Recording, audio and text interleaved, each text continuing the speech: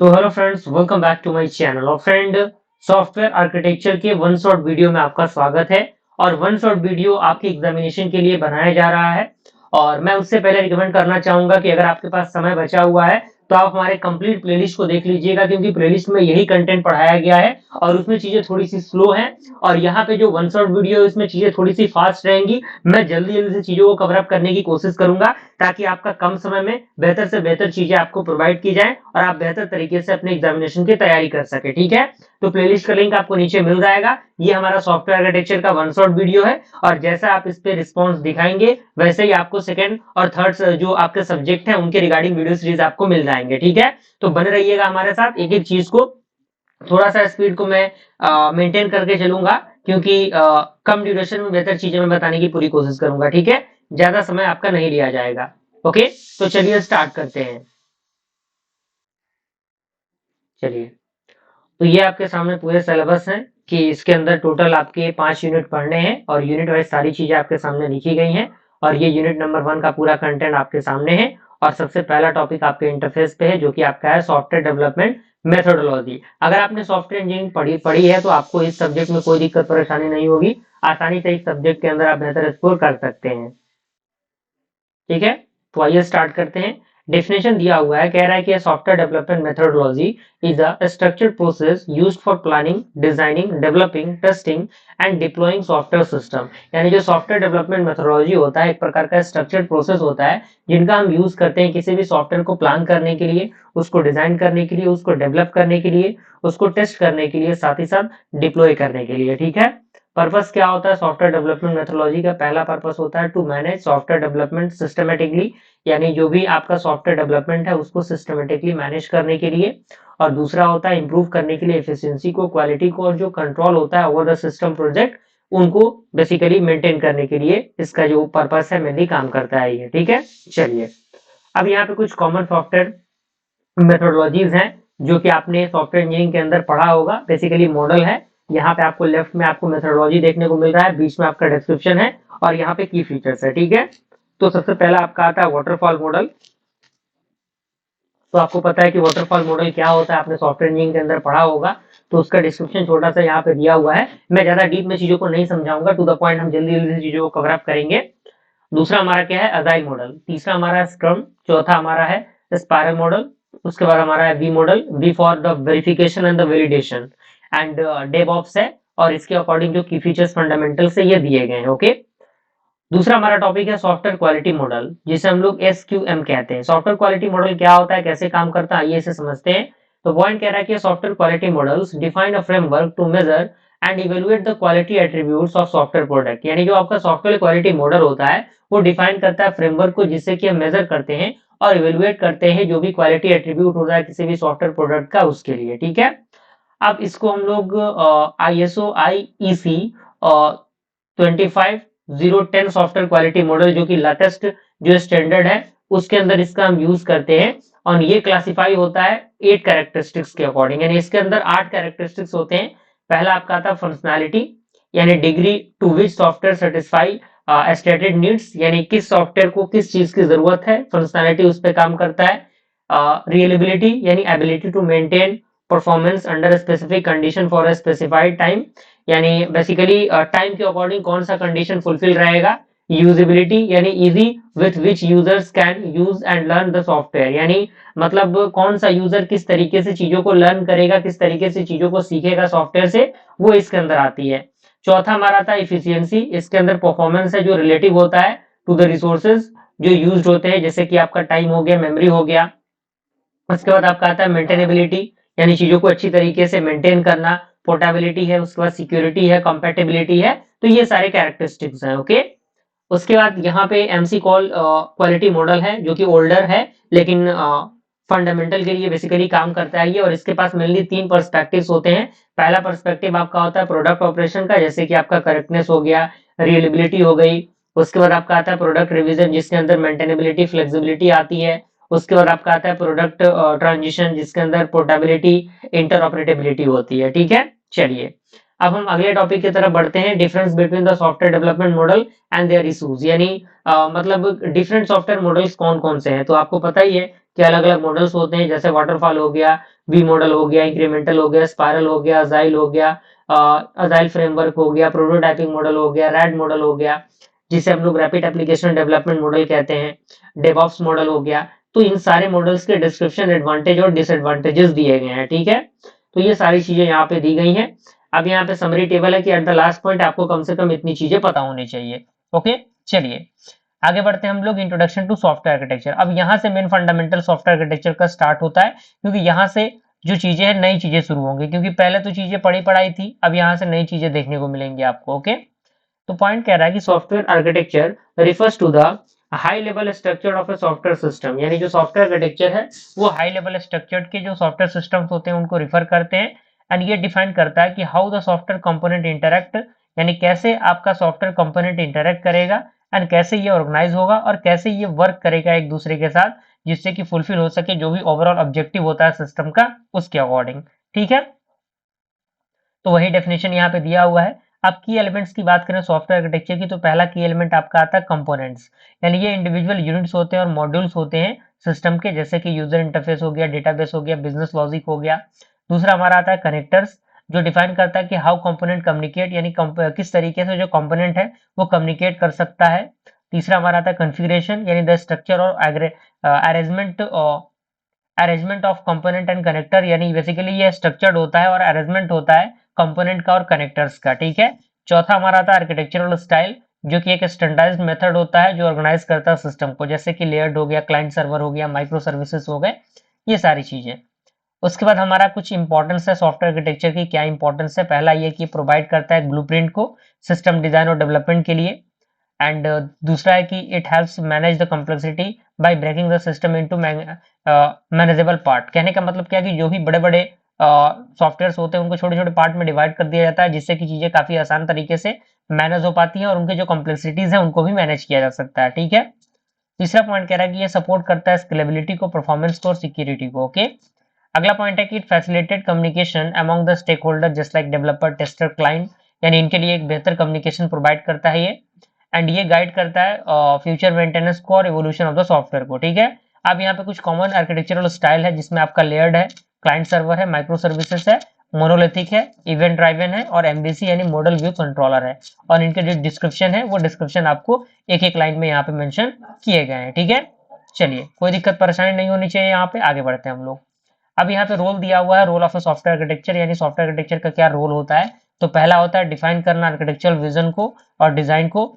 दूसरा होता है सेलेक्ट करना सुटेबल टेक्नोलॉजीज को और पैटर्न्स को। और तीसरा होता है इंश्योर करना क्वालिटी एट्रीब्यूट को, जैसे कि आपका परफॉर्मेंस हो गया, रिलेबिलिटी हो गई। और चौथा होता है कोलैबोरेट करना विद द डेवलपमेंट टीम, यानी डेवलपमेंट टीम से कोलैबोरेट करना। ये सारी चीजें इसके अंदर आती हैं। ओके, चलिए अब यहाँ पे आता है इवोल्यूशन ऑफ सॉफ्टवेयर आर्किटेक्चर, यानी कैसे सॉफ्टवेयर आर्किटेक्चर आया, क्या क्या उसके अंदर प्रोसीजर हुआ, कैसे कैसे चीजें अपडेट हुई, उन सारी चीजों के बारे में हम देखते हैं, क्योंकि बहुत इंपॉर्टेंट है ये सारी चीजें। तो यहाँ पे इवोल्यूशन ऑफ सॉफ्टवेयर आर्किटेक्चर दिया गया है, कह रहा है कि the evolution of software architecture reflect how software design practices have change over the time to handle increasing system complexity, scalability, performance need and user expectation. कहने का मतलब क्या है कि जैसे जैसे चीजें अपडेट होती गई, जैसे जैसे इंसान की जरूरतें बढ़ती गई, वैसे वैसे चीजें अपडेट होती गई। आसान भाषा में यही समझिए। तो सॉफ्टवेयर के अंदर भी वही चीज थी। पुराने जमाने में सॉफ्टवेयर का रिक्वायरमेंट अलग था, यूजर के एक्सपेक्टेशंस अलग थे। आज के जमाने में सॉफ्टवेयर का रिक्वायरमेंट अलग है, यूजर का रिक्वायरमेंट अलग है। तो उस पॉइंट ऑफ व्यू से हमें चीजों को डिजाइन करना होता है। तो यहाँ पे कुछ की स्टेजेस दिए गए हैं, जिसमें सबसे पहला आपका आता है मोनोलिथिक आर्किटेक्चर, जो कि 1960 से लेकर 1980 के अराउंड के जो ड्यूरेशन है उनको मोनोलिथिक आर्किटेक्चर कहा गया है। इसका डिस्क्रिप्शन कह रहा है कि entire application unit built as a single unit, यानी हर एक एप्लीकेशन एक सिंगल यूनिट की तरह बनाया जाता था। कैरेक्टरिस्टिक्स इसका ये था कि ये टाइट कपलिंग ऑफ कंपोनेंट था, ये hard to maintain and scale था। एग्जांपल जैसे कि आपका अर्ली बैंकिंग सिस्टम हो गया, डेस्कटॉप एप्लीकेशन हो गया। लिमिटेशन इसका ये था कि ये किसी small change any small change required redeveloping the whole application, यानी अगर मान लीजिए कोई भी चेंज हमें करना है तो हमें फिर से चीजों को क्या करना पड़ता था, डेवलप करना पड़ता था। तो जो कि बहुत बड़ी इसके अंदर की लिमिटेशंस थी। दूसरा हमारा आता है लेयर्ड आर्किटेक्चर, जो कि 1980 लेके 1990 के बीच का था। डिस्क्रिप्शन इसका ये है कि application split into logical layer, यानी जो भी आपके एप्लीकेशंस होते हैं उनको लॉजिकल लेयर्स में स्प्लिट करना पड़ता है। और बेनिफिट इसका ये था कि ये सेपरेशन ऑफ कंसर्न था, यानी इसको सेपरेट किया जा सकता था। Easier to manage and test, यानी इसको मैनेज करना, टेस्ट करना आसान था। और कॉमन पैटर्न की बात करें तो ये 3 टायर आर्किटेक्चर था, जिसमें आपका प्रेजेंटेशन लेयर यूजर इंटरफेस के लिए, बिजनेस लेयर आपका किसके लिए, लॉजिक के लिए, और उसके बाद डेटा लेयर किस चीज के लिए, डेटा लेयर आपका डेटाबेस के लिए। ठीक है, अब यहाँ पे एप्लीकेशन भी दिया गया है, जैसे इंटरप्राइज एप्लीकेशन के अंदर, सीआरएम सिस्टम के अंदर। तीसरा हमारा है क्लाइंट सर्वर आर्किटेक्चर, जो कि 1990 के अराउंड का था। डिस्क्रिप्शन इसका ये है कि ये सेपरेशन था between the client and the server, यानी front end and back end के बीच में ये सेपरेशन का काम करता था। बेनिफिट इसका ये था कि ये सेंट्रलाइज कंट्रोल था on the server and multiple client can access the server, यानी मल्टीपल क्लाइंट जो है वो सर्वर को एक्सेस कर सकते थे। यूज केस की हम बात करें तो वेब एप्लीकेशन के अंदर, लैंड बेस्ड सिस्टम के अंदर। अब यहाँ पे चौथा हमारा है सर्विस ओरिएंटेड आर्किटेक्चर, जिसे हम लोग एसओए कहते हैं। 2000 के अंदर ये आता है, और इसके अंदर डिस्क्रिप्शन दिया हुआ है कि system composed of reusable and loosely coupled services, यानी इसके अंदर जो सिस्टम्स हैं वो रियूजेबल और लूजली कपल्ड सर्विसेज होते हैं। बेनिफिट इसका ये है कि ये प्रमोट करता है, रीयूज करता है और इंटरऑपरेबिलिटी को प्रोवाइड करता है। एंड दूसरा ये है कि services communicate using standard protocol, यानी इसके अंदर जो सर्विसेज कम्युनिकेट होते हैं वो स्टैंडर्ड प्रोटोकॉल के अकॉर्डिंग होते हैं। ड्रॉबैक इसका ये था कि इसके लिए हाई कॉम्प्लेक्सिटी और ओवरहेड की जरूरत पड़ती थी। ठीक है, पांचवा हमारा आता है माइक्रो सर्विसेज आर्किटेक्चर, जो कि 2010 से लेके अभी तक की जो स्टेज है उसके अंदर आते हैं। और इसका डिस्क्रिप्शन दिया हुआ है कि system divide into small independently deployable services and each with a specific usability, यानी जो सिस्टम है वो एक स्मॉल पार्ट में इंडिपेंडेंटली डिप्लॉय होती थी और हर एक के पास एक स्पेसिफिक यूजेबिलिटी रिस्पॉन्सिबिलिटी होता था। ठीक है, बेनिफिट इसका ये था कि ये स्केलेबिलिटी प्रोवाइड करता है, फॉल्ट आइसोलेशन इसके अंदर होता है, इंडिपेंडेंट डिप्लॉयमेंट एंड डेवलपमेंट होता है। और टेक्नोलॉजी की बात करें तो इसके अंदर डॉकर और कुबरनेट्स, रिसेट एपीआईज, ये अलग अलग टेक्नोलॉजीज यूज होती हैं। कहाँ यूज होता है, नेटफ्लिक्स के द्वारा, अमेजोन के द्वारा, इन सारी चीजों के अंदर इसका यूज है। ठीक है, गूगल के अंदर। अब छठा हमारा आता है micro service serverless and cloud native architecture, जो कि लेट 2010 टू प्रेजेंट। ओके, तो ये इसका भी डिस्क्रिप्शन वही है, आपके सामने दिया गया है। और 7 नंबर हमारा है event driven and reactive architecture, जो कि मॉडर्न है, जो कि आपके सामने यहाँ पे दिया हुआ है। ठीक है, अब यहाँ पे एट द लास्ट पॉइंट आपको एक समरी टेबल दिया हुआ है कि एट द लास्ट पॉइंट कम से कम आपको इतनी चीजें पता होनी चाहिए, तो आपके लिए चीजें बेहतर रहेंगी।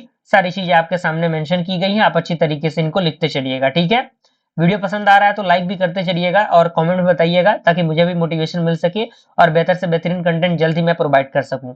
अगला टॉपिक हमारा है सॉफ्टवेयर कंपोनेंट्स एंड कनेक्टर्स, यानी सॉफ्टवेयर कंपोनेंट्स क्या होते हैं, कनेक्टर्स क्या होते हैं। पॉइंट कह रहा है कि in software architecture the system is described using the component and connectors and the building block that define what the system is made up of and how parts of it interact, यानी जो आपका software architecture है उसके अंदर जो system है वो describe होता है किसके मदद से, कंपोनेंट और कनेक्टर की मदद से। एंड जो बिल्डिंग ब्लॉक होता है वो डिफाइन करता है कि आखिर क्या सिस्टम बनता है और कैसे पार्ट जो होते हैं वो इंटरैक्ट करते हैं। ठीक है, चलिए अब सॉफ्टवेयर कंपोनेंट्स क्या होते हैं। डेफिनेशन दिया हुआ है कि components are independent unit of software that encapsulate functionality, यानी जो कंपोनेंट होते हैं वो इंडिपेंडेंट यूनिट होते हैं सॉफ्टवेयर के, जो इनकैप्सुलेट करते हैं किसी फंक्शनैलिटी को। एंड हर एक कंपोनेंट जो होता है वो परफॉर्म करता है स्पेसिफिक टास्क को और इंटरैक्ट करता है अनदर कंपोनेंट को to form the complete system, यानी कंप्लीट सिस्टम को बनाने के लिए। ठीक है, अगर हम सॉफ्टवेयर कंपोनेंट्स की कैरेक्टरिस्टिक्स की बात करें तो इनकैप्सुलेट कोड एंड डेटा, यानी ये कोड को इनकैप्सुलेट और डेटा को इनकैप्सुलेट करता है, ये परफॉर्म करता है स्पेसिफिक फंक्शन को एंड इंटरैक्ट विया the defined interface and reusable and replaceable. Okay, चलिए अगला हमारा एग्जांपल दिया हुआ है, जैसे कंपोनेंट टाइप आपका यूआई कंपोनेंट है, जिसके अंदर आपका लॉगिन फॉर्म हो गया या फिर डेस्कटॉप विड हो गया, विडगेट हो गया। उसके बाद बिजनेस लॉजिक के अंदर हमारा ऑर्डर प्रोसेसर हो गया, टेक्स्ट कैलकुलेटर हो गया। उसके बाद डेटा कंपोनेंट के अंदर आपका डेटाबेस एक्सेस मॉड्यूल हो गया, एक्सटर्नल सर्विसेज के अंदर आपका पेमेंट गेटवे हो गया, वेदर एपीआई हो गया, ये सारी चीजें। ठीक है, अब दूसरा हमारा क्या है, सॉफ्टवेयर कनेक्टर्स है। तो कनेक्टर आपका एक कम्युनिकेशन पाथ होता है और मैकेनिज्म होता है जो इनेबल करता है इंटरेक्शन बिटवीन द कंपोनेंट, यानी कंपोनेंट के बीच के जो इंटरेक्शन होते हैं उनको इनेबल करता है। ठीक है, कैरेक्टरिस्टिक्स की बात करें तो ये डिफाइन करता है रूल ऑफ इंटरेक्शन को, यह मैनेज करता है डेटा के एक्सचेंज को, सिंक्रोनाइजेशन को और कंट्रोल फ्लो को। ठीक है, एंड कैन बी एक्सप्लिसिट, यानी ये एक्सप्लिसिट होता है और इम्प्लिसिट भी हो सकता है, यानी मेथड कॉल इसके अंदर होते हैं, यहाँ पे शेयर्ड मेमोरी होता है। ठीक है, अब यहाँ पे अलग अलग टाइप के कनेक्टर्स दिए गए हैं, जैसे प्रोसीजरल कॉल है, उसके बाद डेटा स्ट्रीम है, मैसेज पासिंग है, शेयर डेटा है, इवेंट ट्रिगर्ड है। और इसका एग्जांपल और डिस्क्रिप्शन आपके सामने दिया हुआ है, आप आसानी से इसके बारे में लिख सकते हैं। कंपोनेंट कनेक्टर इंटरेक्शन एग्जांपल दिया हुआ है, जैसे मान लीजिए कि imagine simple online shopping system, यानी मान लीजिए कि एक सिंपल ऑनलाइन शॉपिंग सिस्टम है जिसमें कंपोनेंट आपका दिया हुआ है, जैसे यूजर इंटरफेस है, ऑर्डर सर्विस है, इन्वेंट्री सिस्टम है, डेटाबेस है। तो कनेक्टर इसके अंदर API call between the UI and the order services and message queue between the order service and inventory and JDBC और ORM between the inventory and the database. ये अलग अलग procedure follow होते हैं, ठीक है। अब यहाँ पे हमारा अगला जो टॉपिक है वो आपका है कॉमन सॉफ्टवेयर आर्किटेक्चर फ्रेमवर्क, यानी सॉफ्टवेयर आर्किटेक्चर के कुछ कॉमन फ्रेमवर्क्स हैं, जो फ्रेमवर्क्स आपके सामने यहाँ पे मेंशन किए गए हैं, जिन्हें आप यहाँ पे देख सकते हैं, ठीक है। तो यहाँ पे वो चीजें मेंशन की गई हैं जिसमें आपका कह रहा है कि software architecture framework provide a structured way to design, document and manage the software architecture, यानी कुछ सॉफ्टवेयर आर्किटेक्चर फ्रेमवर्क्स होते हैं जो प्रोवाइड करते हैं एक स्ट्रक्चर्ड वे को, जिससे कि हम किसी सॉफ्टवेयर आर्किटेक्चर को डिजाइन करते हैं, डॉक्यूमेंट करते हैं और उसको मैनेज करते हैं, ठीक है। उसके बाद यहाँ पे कह रहा है कि these frameworks guide how components are defined, organized and how they interact and ensuring scalability, maintainability and consistency across system। यानी ये जो फ्रेमवर्क है वो गाइड करता है कि आखिर कैसे कंपोनेंट डिफाइंड होते हैं, ऑर्गेनाइज होते हैं और कैसे ये इंटरेक्ट होते हैं, और ये इंश्योर करते हैं स्केलेबिलिटी को, मेंटेनेबिलिटी को और कंसिस्टेंसी को सिस्टम के अक्रॉस। ओके, पहला आपका आता है दैट स्टैंड फॉर द टोगैप, यानी इसका फुल फॉर्म है the open group architecture framework. ये फोकस करता है एंटरप्राइज आर्किटेक्चर पे। कोर मेथड इसके अंदर एडीएम होता है, यानी आर्किटेक्चर डेवलपमेंट मेथड इसके अंदर यूज होता है। लेयर की हम बात करें तो business architecture, data architecture, application architecture, technology architecture. किसके लिए यूज होता है? For the large enterprise to align IT with business goals, यानी बड़े बड़े एंटरप्राइजेस के लिए इसका यूज होता है। स्ट्रेंथ की बात करें तो ये कॉम्प्रिहेंसिव, और क्या होता है कॉम्प्रिहेंसिव के साथ साथ ये कस्टमाइज भी होता है, ठीक है। तो कस्टमाइज भी होता है और यहाँ पे सारी चीजें आपके फंडामेंटल के पॉइंट ऑफ व्यू से ही होती है। आप यहाँ पे इसको देख सकते हैं, ठीक है ना। 1 मिनट इज दैट, ठीक है। तो यहाँ पे वो सारी चीजें दी गई हैं। अब यहाँ पे दूसरा हमारा आता है जैकमैन फ्रेमवर्क। ये फोकस करता है एंटरप्राइज आर्किटेक्चर क्लासिफिकेशन पे, यानी उनके क्लासिफिकेशन के लिए ये काम करता है। स्ट्रक्चर की बात करें तो मैट्रिक्स विद 6 कॉलम, यानी इसके अंदर मैट्रिक्स होते हैं जिसमें 6 कॉलम होते हैं, जिसमें आपका what, how, who, where and when, why, ये सारी चीजें होती हैं, और 6 रोज जिसके अंदर प्लानर, ऑनर, डिजाइनर एक्सेट्रा होते हैं, ठीक है। इसका गोल क्या होता है? ये ऑर्गेनाइज करता है आर्किटेक्चर आर्टिफैक्ट्स को। स्ट्रेंथ की हम बात करें तो clarity in role, perspective and documentation, ठीक है। अब यहाँ पे आता है 4+1 view model by the Philippe Kruchten. थोड़ा सा प्रोनाउंसिएशन इधर उधर हो सकता है, लेकिन आपको टू द पॉइंट कंटेंट पे ध्यान देना है। फोकस की हम बात करें तो सॉफ्टवेयर सिस्टम डॉक्यूमेंटेशन होता है इसके अंदर। व्यूज की हम बात करें तो logical view, development view, process view, physical view and scenarios, ठीक है। और इसके सारे पॉइंट्स दिए गए हैं। स्ट्रेंथ की बात करें तो हॉलिस्टिक व्यू होता है system from the multiple angles, अलग अलग एंगल्स के अकॉर्डिंग। अब चौथा हमारा है RMODP, यानी reference model for open distributed processing. ये फोकस करता है डिस्ट्रीब्यूटेड सिस्टम पे। व्यूज की हम बात करें तो इसके अंदर enterprise, information, computational, engineering, technology, ये सारी चीजें आती हैं। स्ट्रेंथ की बात करें तो ये सूटेबल होता है कॉम्प्लेक्स के लिए, डिस्ट्रीब्यूटेड और मल्टी स्टेक होल्डर सिस्टम के लिए, ठीक है। और पांचवा आपका आता है डू डेफ, यानी department of defence architecture framework, यानी ये यूज होता है by the US department of defence, यानी जो आपका United state department of defence है उसके द्वारा। एंड फोकस करता है ये बड़े स्केल डिफेंस सिस्टम को। और व्यू पॉइंट की हम बात करें तो operational, system, technical and more, okay. Strength की बात करें तो रिजिड स्ट्रक्चर्ड होता है, great for the government and military, यानी सरकार के लिए और मिलिट्री के लिए एक बहुत बड़ी चीज के लिए काम करता है। छठा हमारा आता है गार्टनर फ्रेमवर्क। ये फोकस करता है एंटरप्राइज आर्किटेक्चर पे फ्रॉम स्ट्रेटेजिक पर्सपेक्टिव। लेयर की बात करें तो business information application and technology, ठीक है। स्ट्रेंथ की बात करें तो strong alignment between the IT and the business strategies. 7 number आपका आता है सबसा, यानी इसके अंदर फुल फॉर्म की बात करें तो Sherwood applied business security architecture. Focus किस पे करता है? ये सिक्योरिटी आर्किटेक्चर फोकस करता है। स्ट्रक्चर इसका क्या होता है? ये इंस्पायर्ड होता है बाय द जैसमैन फ्रेमवर्क, यानी जो आपका जैसमैन फ्रेमवर्क है उससे ये इंस्पिरेशन लेके आगे बढ़ता है। और लेयर की बात करें तो इसके अंदर कंसेप्चुअल और कंटेक्चुअल, लॉजिकल और फिजिकल और कंपोनेंट लेयर्स आते हैं। स्ट्रेंथ आपका क्या है? इसका सिक्योरिटी ड्राइवन आर्किटेक्चर प्लानिंग इसके अंदर आता है। कॉमन टेबल आपका दिया हुआ है, कंपैरिजन टेबल, कि एट द लास्ट पॉइंट कम से कम ये चीजें आपको पता रहेंगी, तो आप इन चीजों के बारे में थोड़ा बहुत तो लिख ही सकते हैं, ठीक है। चलिए आगे बढ़ते हैं हम लोग। अब यहाँ पे सबसे पहला आपका आता है आर्किटेक्चर बिजनेस साइकिल। बहुत इंपॉर्टेंट है, डायरेक्टली एग्जामिनेशन में क्वेश्चन पूछे जाते हैं। एबीसी साइकिल क्या होता है, ठीक है। तो ABC that means architecture business cycle introduced by बास, क्लेमेंट्स एंड कैजमान, यानी 3 साइंटिस्ट थे जिनके द्वारा इसको इंट्रोड्यूस किया गया था, जिसमें एक्सप्लेन किया गया कि how various factor influence the development of software architecture, यानी इसके अंदर बताया गया कि आखिर कैसे जो वेरियस फैक्टर्स होते हैं वो इन्फ्लुएंस करते हैं डेवलपमेंट ऑफ सॉफ्टवेयर आर्किटेक्चर को, ठीक है। एंड ये शो करता है कि how architecture is both affected by and affect business, यानी ये कैसे अफेक्ट होते हैं और किस तरीके से बिजनेस को अफेक्ट करते हैं, टेक्निकल और ऑर्गेनाइजेशन फोर्सेस के अकॉर्डिंग किस तरीके से काम करते हैं, ठीक है। अगर हम कंपोनेंट्स की बात करें एबीसी की, तो पहला कंपोनेंट आपका आता है स्टेक होल्डर, दूसरा आता है रिक्वायरमेंट, तीसरा आपका आता है आर्किटेक्ट इंटरप्राइजेस, यानी स्टेक होल्डर तो वही जैसे कोई यूजर, डेवलपर, टेस्टर, ये सारी चीजें आ गई। रिक्वायरमेंट यानी फंक्शनल नॉन फंक्शनल रिक्वायरमेंट होता है, ये सारी चीजें इसके अंदर आती हैं, ठीक है। चौथा हमारा क्या आता है ऑर्गेनाइजेशनल एनवायरनमेंट, पांचवा टेक्निकल एनवायरनमेंट,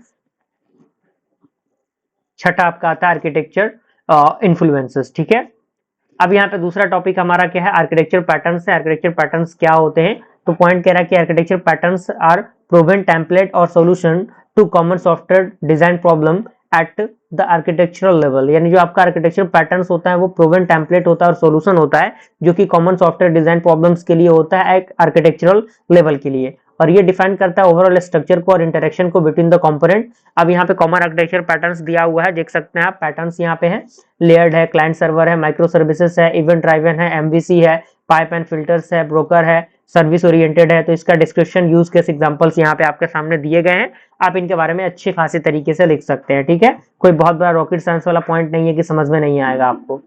अब तीसरा हमारा क्या आता है रेफरेंस मॉडल आता है। तो रेफरेंस मॉडल क्या होता है, यहाँ पे पॉइंट आपको देखने को मिल रहा होगा कि reference model is a generic abstract framework and that provide a standardized way of thinking about the relationship and the interaction of the system, यानी जो रेफरेंस मॉडल होता है एक प्रकार का जेनेरिक एब्स्ट्रैक्ट फ्रेमवर्क होता है जो प्रोवाइड करता है कि स्टैंडर्डाइज्ड वे को, जो चीजों को बताता है कि आखिर कैसे रिलेशनशिप इंटरेक्शन होता है सिस्टम के अकॉर्डिंग, ठीक है।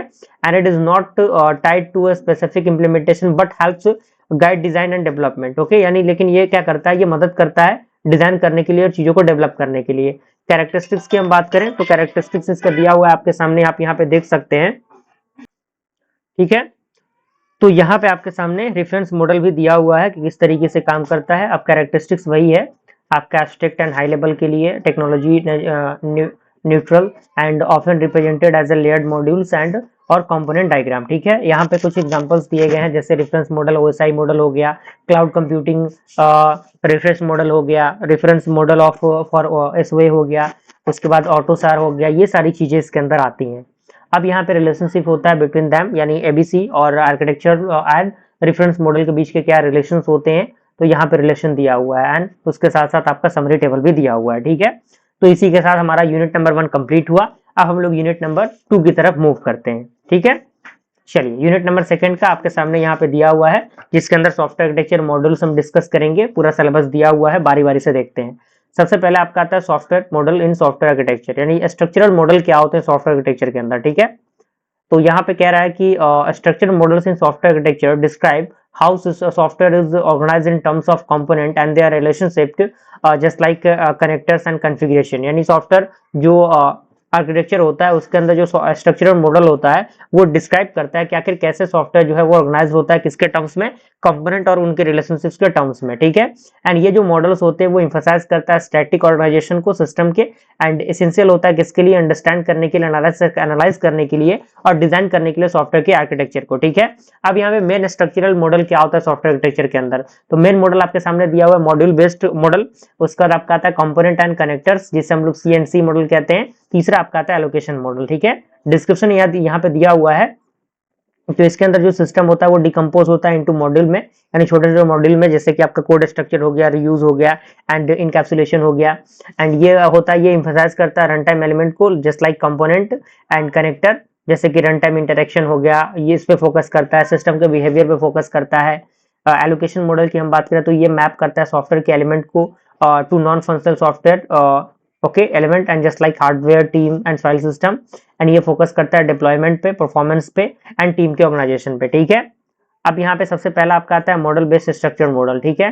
तो यहाँ पे पहला पॉइंट कह रहा है कि organise system as a set of module, यानी इसके अंदर जो सिस्टम्स होते हैं वो सेट ऑफ मॉड्यूल्स की तरह काम करते हैं एंड टिपिकली ये यूज करते हैं कोड कंस्ट्रक्ट्स को, जैसे कि आपका पैकेज हो गया, नेम स्पेस हो गया, ठीक है।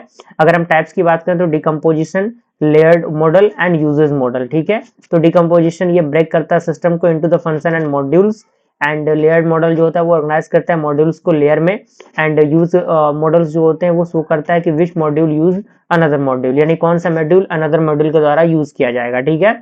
एग्जांपल आपका दिया हुआ है जावा पैकेज हो गया, यूएमएल क्लास डायग्राम हो गया, ठीक है। दूसरा हमारा क्या आता है, दूसरा हमारा आता है कंपोनेंट एंड कनेक्टर्स, ठीक है। तो ये रिप्रेजेंटेड करता है सिस्टम को इन terms of component, okay, and connectors, यानी कंपोनेंट एंड कनेक्टर्स के रूप में सॉफ्टवेयर को रिप्रेजेंटेट करना, एंड ये हाईलाइट करता है रन टाइम स्ट्रक्चर को। जैसे एग्जांपल आपका है client server architecture, pipe and filter architecture, publish subscribe architecture. तीसरा हमारा आता है एलोकेशन मॉडल, ये डिस्क्राइब करता है कि आखिर कैसे सॉफ्टवेयर आर्टिफैक्ट एलोकेट करते हैं इन्वायरमेंट के अकॉर्डिंग, जैसे प्रोसेसर हो गया, डेवलपर हो गया, फाइल्स हो गया, एंड ये मदद करता है डिप्लॉयमेंट को, स्केलेबिलिटी को एंड परफॉर्मेंस के एनालिसिस को। टाइप की बात करें तो डिप्लॉयमेंट मॉडल हो गया, वर्क असाइनमेंट मॉडल हो गया, इंप्लीमेंटेशन मॉडल हो गया। पर्पस की बात करें, स्ट्रक्चर मॉडल की पर्पस क्या होता है, तो ये अंडरस्टैंड करता है सिस्टम के ऑर्गेनाइजेशन को, यानी उनको समझता है, assist करना in the system design and documentation and facilitate analysis and support the communication among stakeholder, ठीक है। अब यहाँ पे फ्रेमवर्क होता है, framework model in software architecture, यानी सॉफ्टवेयर आर्किटेक्चर में जो फ्रेमवर्क मॉडल होता है किस तरीके से काम करता है, ठीक है। तो यहाँ पे पॉइंट कह रहा है कि framework models describe standard ways of organising software architecture using reusable proven structured, यानी फ्रेमवर्क मॉडल जो होता है वो डिस्क्राइब करता है कि स्टैंडर्ड वेज को जो ऑर्गेनाइज करता है सॉफ्टवेयर के आर्किटेक्चर को किसके मदद से, रियूजेबल एंड प्रोविजन स्ट्रक्चर की मदद से, एंड ये एक्ट करता है टेम्पलेट के अकॉर्डिंग, जो डिफाइन करता है जनरल सिस्टम स्ट्रक्चर को, गाइड करता है डेवलपमेंट प्रोसेस को और इंश्योर करता है कंसिस्टेंसी को, मेंटेनेबिलिटी को और स्केलेबिलिटी को, ठीक है। अब फ्रेमवर्क मॉडल होता क्या है, तो कह रहा है कि framework model is a reusable design structure for a particular domain, यानी ये एक प्रकार का रियूजेबल डिजाइन स्ट्रक्चर होता है जो कि एक पार्टिकुलर डोमेन के लिए काम करता है, एंड ये डिफाइन करता है कॉमन कंपोनेंट को और उसके इंटरेक्शन को और उनके कॉन्फ़िगरेशन रूल्स को, एंड ये सपोर्ट करता है कि स्पेसिफिक फंक्शनैलिटी को, जैसे कि यूआई, डेटा एक्सेस हो गया, एंड ये इंक्लूड करता है लाइब्रेरीज को, एपीआईज को एंड डिजाइन पैटर्न्स को, ठीक है। अब यहाँ पे कुछ कॉमन फ्रेमवर्क मॉडल दिए गए हैं जो कि सॉफ्टवेयर आर्किटेक्चर के अंदर आते हैं, जैसे कि आप देख सकते हैं लेयर आर्किटेक्चर हो गया, क्लाइंट सर्वर मॉडल हो गया, मॉडल व्यू कंट्रोलर हो गया, सर्विस ओरिएंटेड आर्किटेक्चर हो गया, माइक्रो सर्विस आर्किटेक्चर हो गया, इवेंट ड्राइवन आर्किटेक्चर हो गया, पाइप एंड फिल्टर आर्किटेक्चर हो गया, रिपोजिटरी आर्किटेक्चर हो गया। तो इसका डिस्क्रिप्शन, यूज केसेस दिए गए हैं, कहाँ कहाँ यूज होते हैं और किस तरीके से ये काम करता है, ठीक है। अब यहाँ पे अलग अलग लेयर है, जैसे लेयर आर्किटेक्चर है तो just like user interface to business and data access, and ये प्रमोट करता है सेपरेशन ऑफ कंसर्न को, एंड ये इजी टू टेस्ट होता है, update and replace individual layer, यानी टेस्टिंग प्रोसेस वगैरह हम जो है इसके अंदर अप्लाई कर सकते हैं आसानी से। एंड मॉडल व्यू कंट्रोलर की बात करें तो ये मैनेज करता है डेटा को और बिजनेस लॉजिक को, एंड ये यूजर इंटरफेस के अकॉर्डिंग काम करता है। कंट्रोलर की बात करें तो ये हैंडल करता है यूजर इनपुट को एंड अपडेट करता है मॉडल के व्यू को। एंड कहाँ पे ये यूज होता है, वेब डेवलपमेंट के अंदर, जैंगो और एंगुलर के अंदर इसका हम यूज करते हैं। तीसरा हमारा था माइक्रो सर्विसेज, यानी ये small independent and deployable services होते हैं जो कम्युनिकेट होते हैं विया द एचटीटीपी एंड रीसेट और मैसेज क्यूज, एंड ये आइडियल होते हैं for the scalable and align system के अकॉर्डिंग। चौथा हमारा था क्लाइंट सर्वर, यानी ये रिक्वेस्ट सर्विस होते हैं, एंड सर्वर ये जो है प्रोवाइड करता है सर्विसेज को। एंड इवेंट ड्राइवन की बात करें तो ये बेस्ड होता है on the event producers and event consumers, and ये प्रमोट करता है सिंक्रोनस कम्युनिकेशन को, एंड ये यूज होते हैं कहाँ पे, रियल टाइम सिस्टम के अंदर, ठीक है। बेनिफिट की बात करें फ्रेमवर्क मॉडल की तो ये प्रमोट करता है रियूज को और स्टैंडर्डाइजेशन को, ये इंप्रूव करता है डेवलपमेंट स्पीड को, एंड ये सपोर्ट करता है मेंटेनेबिलिटी एंड स्केलेबिलिटी को, साथ ही साथ ये अलाउ करता है टीम को फॉलो करने के लिए बेस्ट प्रैक्टिसेस को, ठीक है। अब यहाँ पे अगला हमारा है dynamic model in software architecture, यानी सॉफ्टवेयर आर्किटेक्चर के अंदर डायनेमिक मॉडल क्या होते हैं, तो पॉइंट कह रहा है कि dynamic model represented the behaviour of a software system over time, यानी टाइम के अकॉर्डिंग जो सॉफ्टवेयर के सिस्टम्स होते हैं उनको, उनके बिहेवियर को डिफाइन करना, और कैसे कंपोनेंट इंटरेक्ट करता है एंड चेंज करता है स्टेट को ड्यूरिंग एग्जीक्यूशन, ठीक है। दूसरा पॉइंट कह रहा है कि well structured model focus on what the system is made up of, यानी जब आपका स्ट्रक्चरल मॉडल फोकस करता है कि आखिर क्या आपका सिस्टम बना है, और डायनेमिक मॉडल किस तरीके से फोकस करता है और कैसे वो बिहेव कर रहा है एट अ रन टाइम, ठीक है। And what do dynamic model describe, यानी डायनेमिक मॉडल को डिस्क्राइब करना आखिर क्यों जरूरी है, तो अलग अलग इसके एस्पेक्ट हैं, जैसे कंट्रोल फ्लो के लिए, स्टेट चेंजेस के लिए, इंटरेक्शंस के लिए, कंकरेंसीज के लिए, और इनके एग्जांपल्स भी दिए गए हैं, ठीक है। अब यहाँ पे हमारा common type of dynamic model दिया हुआ है। कुछ अलग अलग टाइप के डायनेमिक मॉडल्स होते हैं, जैसे सीक्वेंस डायग्राम हो गया, स्टेट मशीन डायग्राम हो गया, एक्टिविटी डायग्राम हो गया, कोलिब्रेशन डायग्राम हो गया, इवेंट ट्रस्ट डायग्राम हो गया। तो इनके टूल्स और पर्पसेस जो हैं वो यहाँ पे दिए गए हैं, ठीक है। अब यहाँ पे सबसे पहले आपका सर्व sequence diagram, state machine diagram, इनके छोटे छोटे डिस्क्रिप्शन जो यहाँ पे दिए गए हैं, बस उन्हीं का थोड़ा सा अपडेटेड वर्जन यहाँ पे लिख दिया गया है। और हर पॉइंट से लिखा गया है कि कहीं से भी आपके नंबर कटे नहीं और आप बेहतर तरीके से चीजों को कर पाए, ठीक है। चौथा आपका कोलेब्रेशन है और इवेंट ट्रस्ट डायग्राम है। एंड उसके बाद आता है कि वाई डायनेमिक मॉडल मैटर, यानी क्यों डायनेमिक मॉडल मैटर करता है। तो इसका बेनिफिट ये है कि ये क्लियरिफाई करता है बिहेवियर को, ये सपोर्ट करता है डिजाइन को, and at debugging and analyse the performance, ठीक है। अगला हमारा आता है process model in software engineering, यानी सॉफ्टवेयर इंजीनियरिंग के अंदर प्रोसेस मॉडल किस तरीके से काम करते हैं, क्या फंडामेंटल होता है इनका। तो यहाँ पे कह रहा है कि process model define the structured approach used to develop software and guiding how activities like planning, designing, coding, testing and maintenance are carry out. यानी ये बताता है कि आखिर कैसे कैसे आपकी अलग अलग एक्टिविटीज जैसे प्लानिंग है, डिजाइनिंग है, कोडिंग है, टेस्टिंग है, कैसे आपका जो वर्क है वो किस तरीके से ये परफॉर्म करता है, ठीक है। यहाँ पे दिया हुआ है, ठीक है। तो यहाँ पे दिया हुआ है एंड ये सर्व करता है एक ब्लूप्रिंट के अकॉर्डिंग, जिससे कि हम मैनेज कर सकें और एग्जीक्यूट कर सकें सॉफ्टवेयर के प्रोजेक्ट को। अब यहाँ पे कह रहा है कि why use the software process model, यानी आखिर क्यों हम एक प्रोसेस मॉडल को यूज करते हैं, क्या उसका कारण होता है। तो यहाँ पे यूज करने के कुछ कारण दिए गए हैं। पहला होता है ऑर्गेनाइज करना डेवलपमेंट एक्टिविटीज को, इंश्योर करना प्रेडिक्टेबल आउटकम को, एंड इंप्रूव करना क्वालिटी को, एफिशिएंसी को और टीम कोऑर्डिनेशन को, एंड हैंडल करना रिस्क को, रिक्वायरमेंट चेंजेस को और प्रोजेक्ट के कॉन्स्टेंट को। अब यहाँ पे की सॉफ्टवेयर प्रोसेस मॉडल्स दिए गए हैं, जैसे कि देख सकते हैं आपके सामने, वही चीजें आपका सॉफ्टवेयर डेवलपमेंट मॉडल ही आपके सामने दिया हुआ है। तो ये सारी चीजें पढ़ी पढ़ाई हैं, हमने ऑलरेडी इन चीजों को अच्छी तरीके से पीछे डिस्कस किया हुआ है, वीडियोस में भी डिस्कस किया हुआ है। तो वही आपका पॉइंट ऑफ व्यू है, वही मॉडल आपका है, सारे मॉडल्स आपके यहाँ पे सामने दिए गए हैं, ठीक है। और यहाँ पे choosing the right model depend on, यानी किस तरीके से कौन से मॉडल को किस तरीके से हमें फाइंड आउट करना है। तो बड़े प्रोजेक्ट के लिए हम किसको यूज करेंगे, स्पाइरल मॉडल को। तो यहाँ पे दिया हुआ है कि बड़े प्रोजेक्ट के लिए वही है, स्पाइरल मॉडल है, जाइल मॉडल है। रिक्वायरमेंट के स्टेबिलिटी के लिए हम वाटरफॉल, इवॉल्विंग के लिए agile, spiral. And risk level अगर हाई रहता है तो स्पाइरल। डिलीवरी स्पीड की बात करें, फास्ट के लिए अजाइल एंड रैड के लिए यूज करते हैं। कस्टमर इन्वॉल्वमेंट के लिए हाई अगर रहे तो अजाइल एंड प्रोटोटाइपिंग को यूज करते हैं, ठीक है। अब यहाँ पे हमारा आता है आर्किटेक्चरल स्टाइल के अंदर, जिसमें सबसे पहला आपका आता है डेटा फ्लो आर्किटेक्चर इन सॉफ्टवेयर इंजीनियरिंग, ठीक है। तो यहाँ पे पॉइंट कह रहा है कि data flow architecture is a type of software architecture where the flow of data drives the execution of the system. यानी जो डेटा फ्लो आर्किटेक्चर होता है, एक प्रकार का टाइप होता है सॉफ्टवेयर आर्किटेक्चर का, जहां पे जो फ्लो होता है डेटा का वो ड्राइव होता है एग्जीक्यूशन ऑफ द सिस्टम के अकॉर्डिंग। एंड ये फोकस करता है, the focus is the on the how data moves between the processing component and how it is transform step by step. यानी ये फोकस करता है कि आखिर कैसे डेटा जो है मूव करता है between the processing component and कैसे ये ट्रांसफॉर्म होते हैं स्टेप बाय स्टेप, ठीक है। अब यहाँ पे की कंसेप्ट दिया हुआ है डेटा फ्लो आर्किटेक्चर का, जिसे आप देख सकते हैं, जैसे कि आपका कंपोनेंट है जिसे हम लोग फिल्टर्स कहते हैं, कनेक्टर्स है जिसे पाइप कहते हैं, डेटा टोकन है, फ्लो कंट्रोल है, एंड इनके डिस्क्रिप्शन जो है वो दिए गए हैं राइट साइड में, ठीक है। अब यहाँ पे हमारे type of data flow architecture models आते हैं, जिसमें पाइप एंड फिल्टर्स है, बैच सीक्वेंशियल है, process control and reactive system है, और ब्लैक बोर्ड मॉडल है, ठीक है। इसका डिस्क्रिप्शन एग्जांपल आपके सामने यहाँ पे मेंशन किया गया है, आप यहाँ पे इसको आसानी से देख सकते हैं, ओके, ठीक है। तो यहाँ पे वो चीजें दी गई हैं, आप यहाँ पे देख सकते हैं।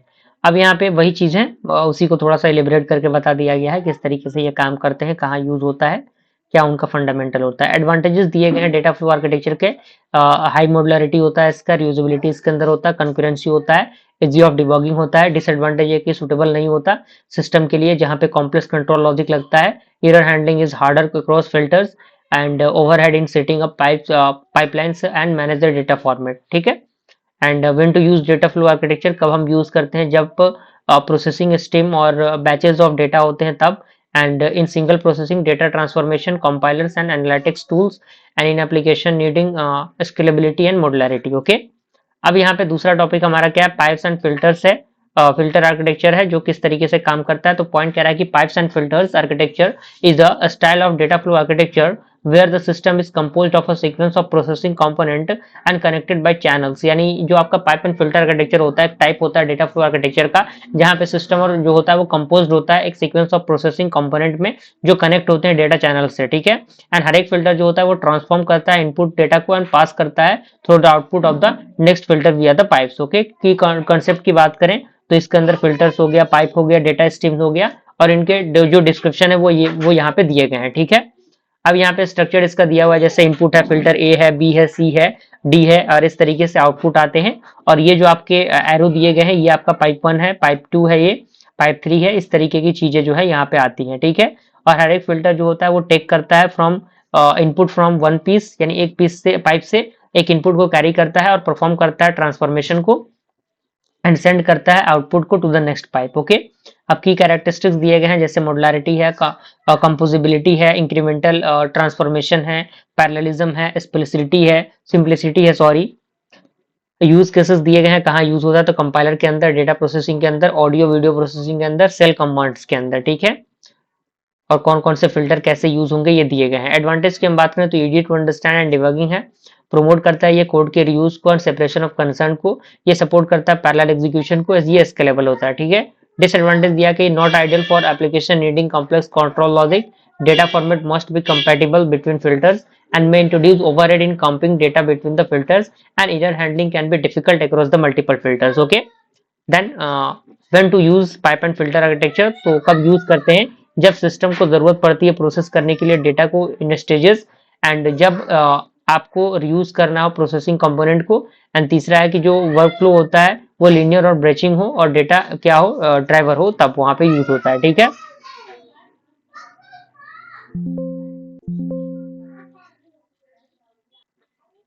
ठीक है, चलिए अब यहाँ पे आता है कॉल एंड रिटर्न आर्किटेक्चर। यानी कॉल एंड रिटर्न आर्किटेक्चर क्या होता है, तो यहाँ पे पॉइंट कह रहा है call and return architecture is a structured software design style in which control is passed explicitly from one module or function or to another via function or procedural call and the control is returned after execution। यानी जो आपका call and return architecture होता है एक प्रकार का structured software design style होता है, जिसमें कंट्रोल जो होता है वो पास्ड होते हैं explicitly from one module to the another module. Okay, किसके द्वारा, एक फंक्शन और प्रोसीजर कॉल्स के द्वारा, और ये कंट्रोल जो होता है वो रिटर्न होते हैं आफ्टर द एग्जीक्यूशन। ठीक है, दूसरा पॉइंट कह रहा है कि it is one of the most common architectural style in programming. यानी ये क्या है, प्रोग्रामिंग के अंदर काफी ज्यादा पॉपुलर जो आर्किटेक्चरल स्टाइल है वो है।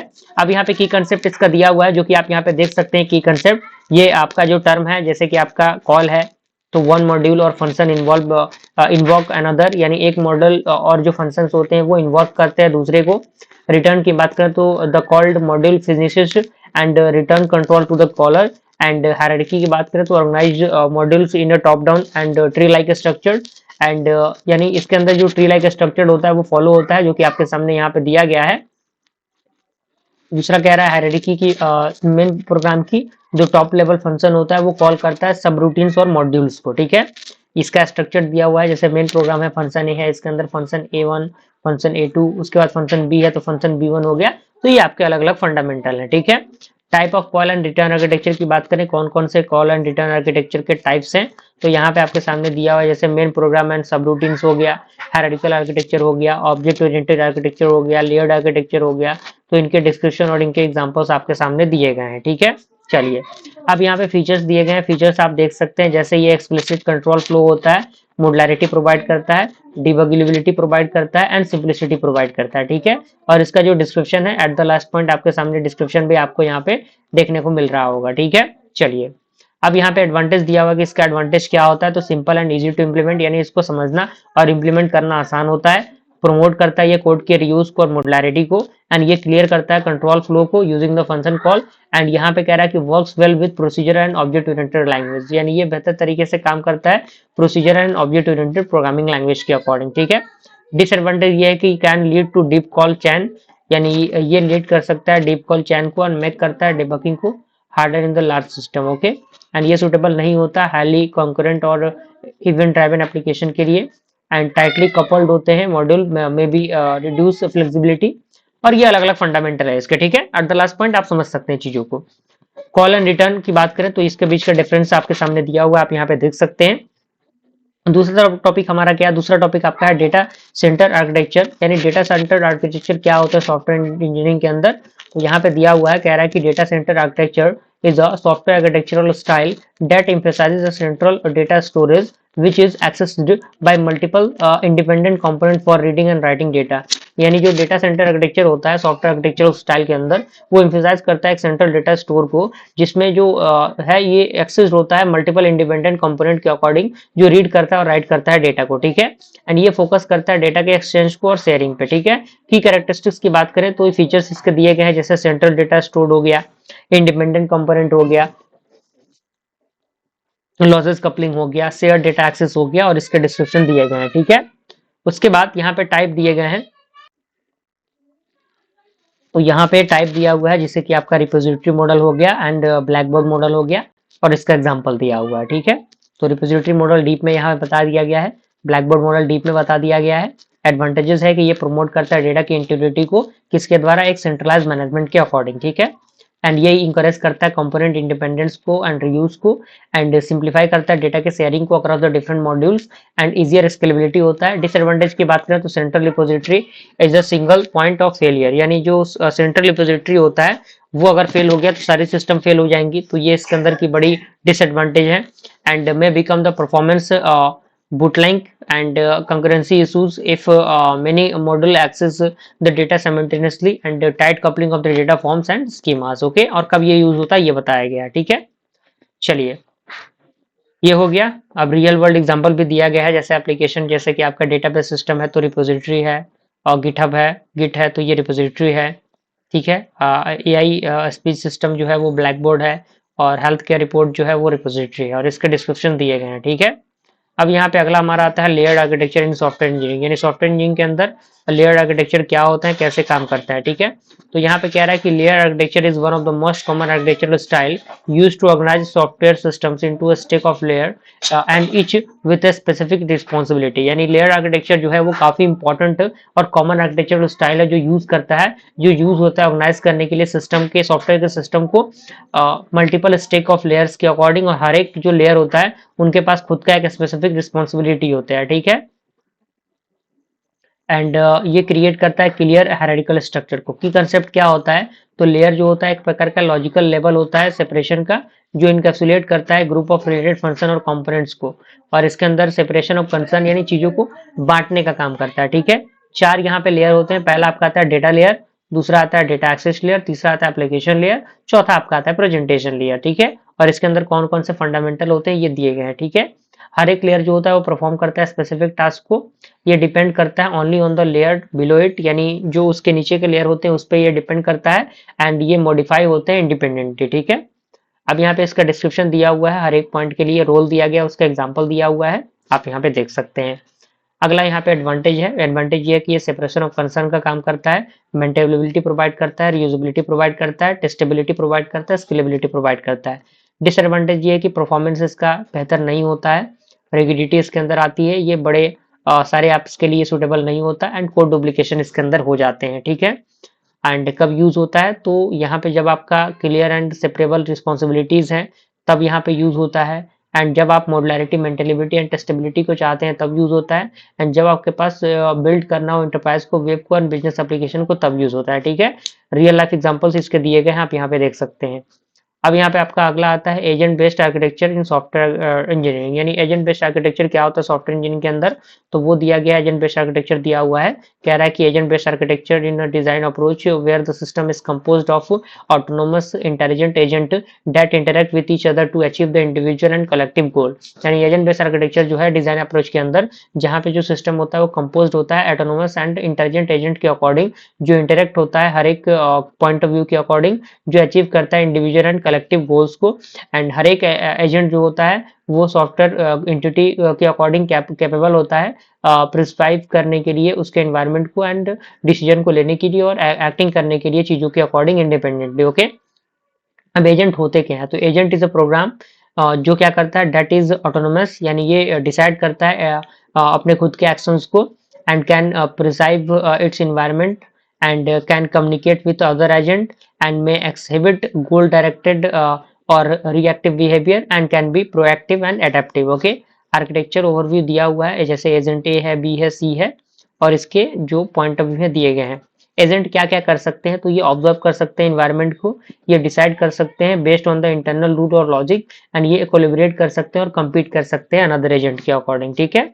अब यहाँ पे की फीचर्स दिए गए हैं, की फीचर्स देखिए, जैसे ऑटोनोमी है, रिएक्टिविटी है, प्रोएक्टिविटी है, सोशल एबिलिटी है, एडेप्टेबिलिटी है, और इनका डिस्क्रिप्शन जो है वो eight the last point description आपको तो हर पॉइंट ऑफ व्यू में आपको देखने को मिलेगा ही मिलेगा। ओके, चलिए अब यहाँ पे कंपोनेंट्स हैं एजेंट बेस्ड सिस्टम के, जैसे देख सकते हैं, जैसे एजेंट है, एनवायरनमेंट है, एजेंट मैनेजर है, कम्युनिकेशन मैकेनिज्म है, एडवांटेज है। एडवांटेज में वही चीजें रहती हैं, एडवांटेज डिसएडवांटेज तो लगभग लगभग सिमिलर ही रहता है, जैसे मॉडुलैरिटी हो गया, स्केलेबिलिटी हो गया, फ्लेक्सिबिलिटी हो गया, कंकरेंसी हो गया, या फिर आपका रियल वर्ल्ड मॉडलिंग हो गया। डिसएडवांटेज ये है कम्प्लेक्सिटी इसकी ज़्यादा होती है, कोऑर्डिनेशन ओवरहेड, डिबगिंग काफ़ी मुश्किल होता है, परफॉर्मेंस अनप्रेडिक्टेबिलिटी होती है इसके अंदर। कब यूज़ होता है, जब हम डिस्ट्रीब्यूटेड डिसीजन मेकिंग करना चाहते हैं तब यूज़ करते हैं, एंड जब system model real world autonomous behaviour करे तब, एंड जब मल्टीपल इंटरेक्टिंग एंटिटीज हो डिफरेंट रोल्स के अकॉर्डिंग तब, एंड टास्क जब डायनामिक हो, कॉम्प्लेक्स हो और इन्वॉल्व करे नेगोशिएशन को। ठीक है, अब रियल वर्ल्ड एप्लीकेशन दिए गए हैं, जैसे रोबोटिक्स के अंदर, ई कॉमर्स के अंदर, स्मार्ट ग्रिड के अंदर, सिमुलेशन सिस्टम के अंदर, हेल्थ केयर के अंदर, गेम एआई के अंदर यूज होता है। एजेंट वर्सेस ऑब्जेक्ट की बात करें तो फीचर्स इसके ऑब्जेक्ट और एजेंट्स दिए गए हैं, कंट्रोल है, बिहेवियर है, कम्युनिकेशन है, कॉन्टेक्स्ट है। अब यहाँ पे आता है माइक्रो सर्विसेज आर्किटेक्चर इन software engineering. Software engineering micro services architecture क्या होते हैं, ठीक है। तो यहाँ पॉइंट कह रहा है कि micro services architecture is the modern architectural style where an application is structured as a collection of small independent service. यानी जो आपका सर्विस आर्किटेक्चर होता है वो एक प्रकार का मॉडल आर्किटेक्चरल स्टाइल होता है, जहाँ पे जो एप्लीकेशन जो होता है वो स्ट्रक्चर्ड होता है collection of small and independent service के अकॉर्डिंग। हर एक जो होता है each responsible for a specific business capability, यानी हर एक के पास एक स्पेसिफिक बिजनेस कैपेबिलिटी होता है, ठीक है। एंड ये जो सर्विसेज होते हैं वो कम्युनिकेट करते हैं एक दूसरे के साथ विया द एपीआई और मैसेजिंग सिस्टम के अकॉर्डिंग, ठीक है। और हर एक माइक्रो सर्विसेज जो होता है वो रन करता है उनके अपने खुद के प्रोसेस के अकॉर्डिंग, एंड उसके बाद खुद का डेटाबेस होता है, and can be developed, deployed and scalable independently. Okay, अब यहाँ पे एक डायग्राम दिया हुआ है, जैसे यूजर सर्विस है, ऑर्डर सर्विस है, एपीआई गेटवे है, पेमेंट सर्विस है, एंड इन्वेंट्री सर्विस है। ओके, अब यहाँ पे की कैरेक्टरिस्टिक्स दिए गए हैं इसके, जैसे डिसेंट्रलाइजेशन है, इंडिपेंडेंट डिप्लॉयमेंट है, बिजनेस ओरिएंटेड है, टेक्नोलॉजी फ्लेक्सिबिलिटी है, फॉल्ट आइसोलेशन है, स्केलेबिलिटी है। उसके बाद कंपोनेंट की बात करें माइक्रो सर्विस आर्किटेक्चर की, तो माइक्रो सर्विसेज है, एपीआई गेटवे है, सर्विस रजिस्ट्री है, लोड बैलेंसर है, डेटाबेस पर सर्विस है, इंटर सर्विस कम्युनिकेशन है, और इनके रोल्स दिए गए हैं। और एडवांटेज है कि ये मॉडुलैरिटी प्रोवाइड करता है, independent deployment, scalability, fault tolerance, technology diversity and DevOps friendly. Disadvantage है कि ये कॉम्प्लेक्सिटी, टेस्टेबिलिटी डिफिकल्ट होता है, लेटेंसी, डेटा मैनेजमेंट मुश्किल होता है, डिप्लॉयमेंट ओवरहेड इसके अंदर आ जाता है। अब यहाँ पे आता है कि कब हम यूज़ करते हैं, जब सिस्टम काफ़ी बड़ा हो और ग्रो रेपिडली ग्रो करे तब यूज़ करते हैं, एंड जब SLT frequently update and independent teams आते हैं तब यूज़ होते हैं, एंड जब स्केल करते हैं पार्ट्स को ऑफ सिस्टम इंडिपेंडेंटली, एंड जब अडॉप्ट करना हो डेवऑप्स को एंड सीआईडीआई को तब। और कब हम अवॉइड करेंगे, जब आपका ऐप आपका जब सिंपल हो और स्मॉल हो तब हम इसको अवॉइड करेंगे, एंड जब टीम आपका रेडी नहीं हो डिस्ट्रीब्यूटेड सिस्टम कॉम्प्लेक्सिटी के लिए तब यूज़ करते हैं। एप्लीकेशन आपका है अमेजोन, नेटफ्लिक्स, उबर, स्पॉटिफाई, इनके अंदर इसका यूज़ होता है, और किस तरीके से काम करता है वो भी दिया गया है।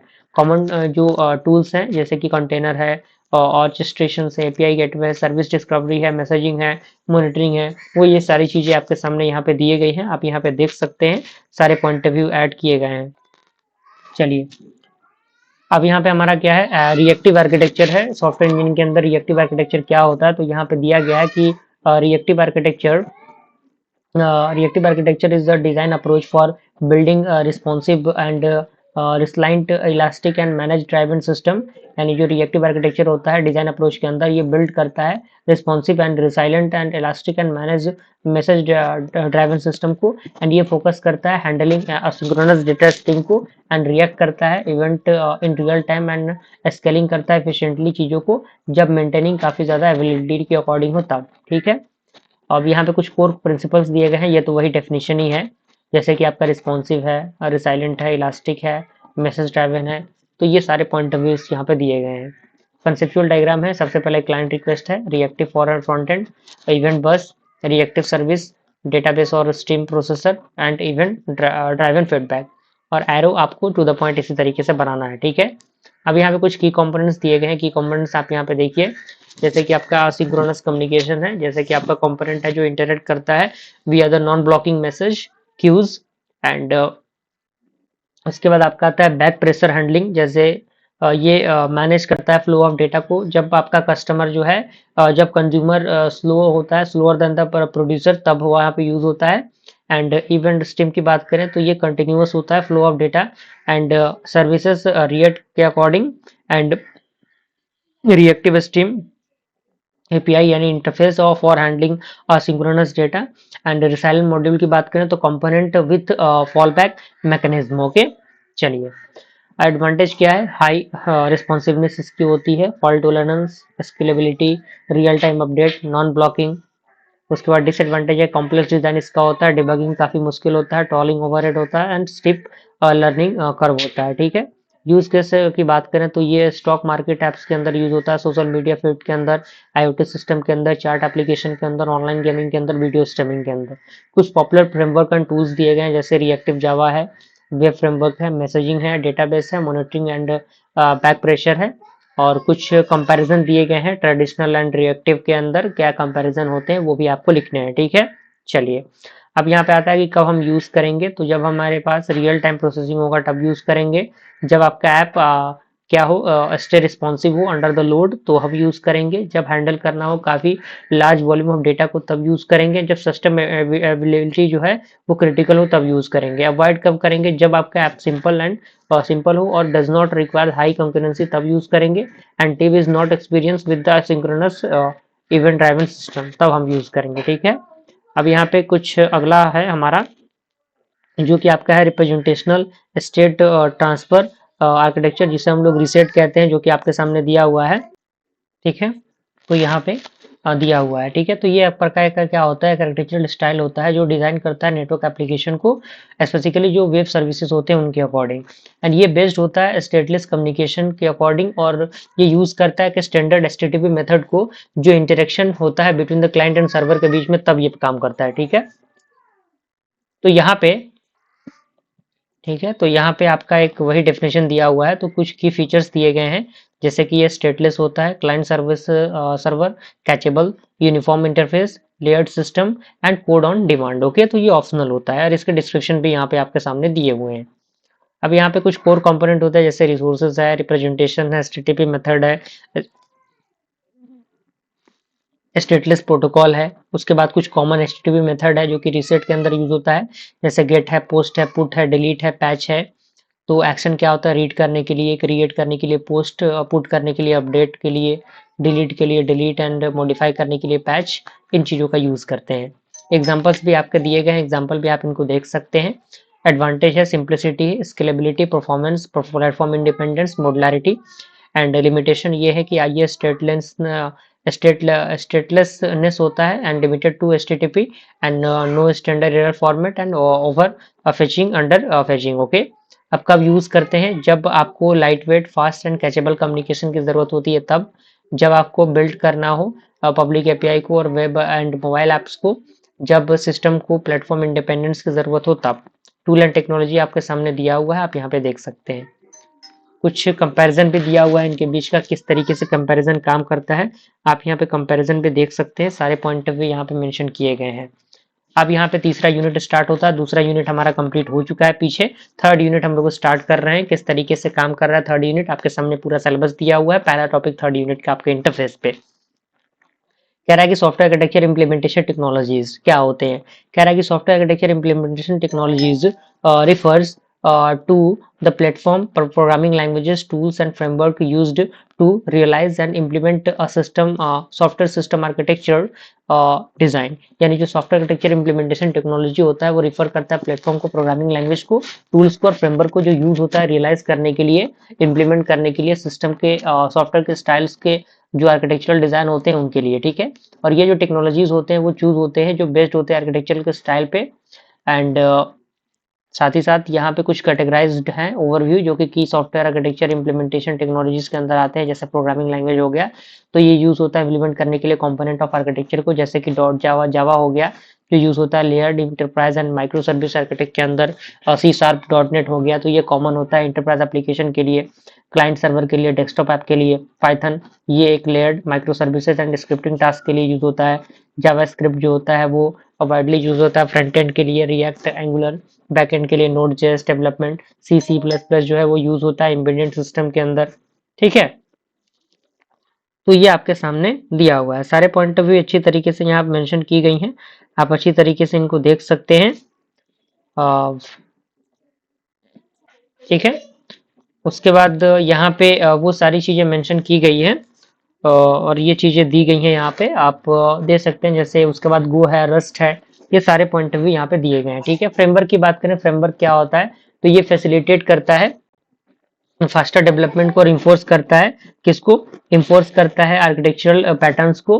दूसरा आपका है स्प्रिंग, स्प्रिंग बूट जो कि जावा यूज करता है, एएसपी डॉट नेट कोर जो है, C sharp, Django, Python, Node JS with Express, Ruby and on Rails, उसके बाद Angular, React and Vue dot JS है। तो ये अलग अलग पॉइंट ऑफ व्यू इसके दिए गए हैं। Database and data storage technologies की बात करें तो रिलेशनल के लिए MySQL, PostgreSQL, Oracle, MS SQL server use करते हैं। नो एसक्यूएल के लिए MongoDB, Cassandra, CosmosDB, and in memory के लिए रेडिस, उसके बाद मेमकास्ट एंड टाइम सीरीज के लिए हम लोग influx dB and neo 4J का यूज करते हैं। ठीक है, चौथा हमारा आता है मिडिलवेयर एंड कम्युनिकेशन टेक्नोलॉजीज, क्या होते हैं, कैसे काम करते हैं, ये सारे फंडामेंटल यहाँ पे दिए गए हैं, आप देख सकते हैं। फॉर द इंटर कम्युनिकेशन, ठीक है, तो यहाँ पे इंटर कम्युनिकेशन के लिए भी दिया गया है, जैसे वही चीजें हैं, वही अलग अलग टेक्नोलॉजीज हैं।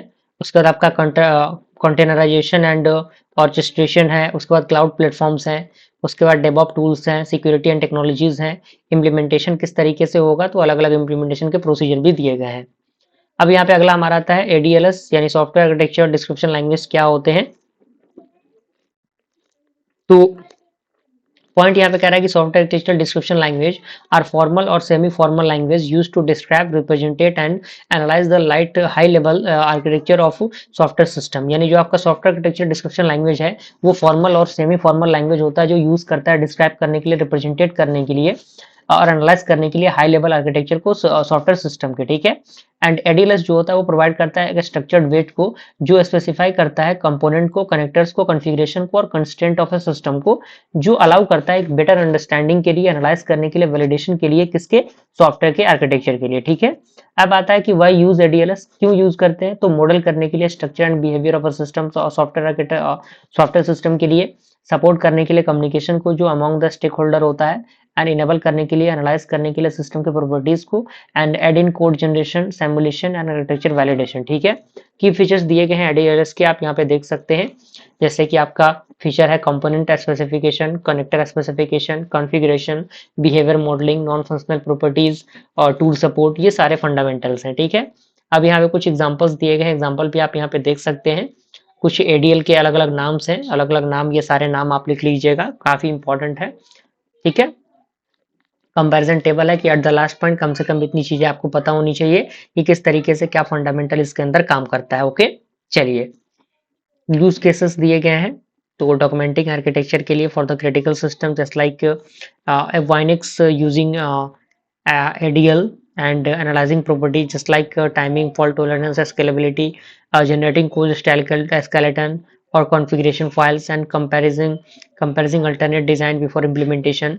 उसके बाद आपका आता है स्ट्रट्स। स्ट्रट्स क्या होते हैं, तो ये एक प्रकार का बेसिकली फ्रेमवर्क होता है अपाचे का, यानी फ्रेमवर्क जो चीज़ों को इम्प्लीमेंट करने के लिए यूज होता है। तो ये मॉडल भी कंट्रोलर के लिए के पे बेस्ड होता है, और ओवरव्यू दिया गया कि ये डेवलप होता है अपाचे सॉफ्टवेयर फाउंडेशन के द्वारा, लैंग्वेज इसके अंदर जावा यूज होता है। आर्किटेक्चर पैटर्न की बात करें तो एमवीसी पैटर्न यूज होता है। लेटेस्ट वर्जन आपका क्या है, स्टर्ट्स आपका 2 वर्जन है।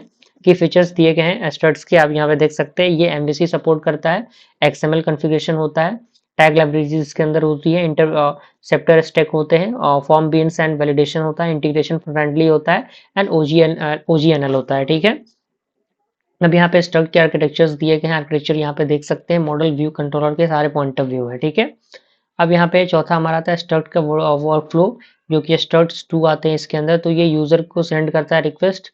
दूसरा ये क्या करता है, रिक्वेस्ट जो है वो इंटरसेप्टेड होते हैं by the filtered dispatchers, and जो आपके कंसेप्टर्स होते हैं वो इसके अंदर इन्वॉक्ड होते हैं, एंड ये अप्रोप्रिएट करता है एक्शन को, जो क्लास एग्जीक्यूट होता है उसके अकॉर्डिंग, एंड जो एक्शन क्लास होता है वो इंटरेक्ट होता है विद द मॉडल, एंड जो रिजल्ट होता है वो रिटर्न होता है on the view. Okay, and सातवां नंबर होता है कि जो रिस्पॉन्स होता है वो सेंड बैक होता है टू द क्लाइंट। ओके, अब यहाँ पे कुछ इंपॉर्टेंट कंपोनेंट्स हैं जो कि आप यहाँ पे कंपोनेंट दे सकते हैं, struts.xml, action class, value stack, OGNL, interceptors, result और इनके डिस्क्रिप्शंस दिए गए हैं। ठीक है, चलिए छठा हमारा आता है एडवांटेजेस। तो ये पावरफुल एमबीसी आर्किटेक्चर होता है, रीयूजेबल एंड एक्सटेंडेबल कंपोनेंट होता है, ये बिल्ट होता है support for the form handling and validation, and ये स्ट्रॉन्ग कम्युनिटी सपोर्ट प्रोवाइड करता है and easy integration with other Java, ये टेक्नोलॉजी ये प्रोवाइड करता है। ठीक है, डिसएडवांटेज भी आपके सामने दिया हुआ है, कुछ अल्टरनेटिव्स भी दिए गए हैं जो कि आपको देखने हैं।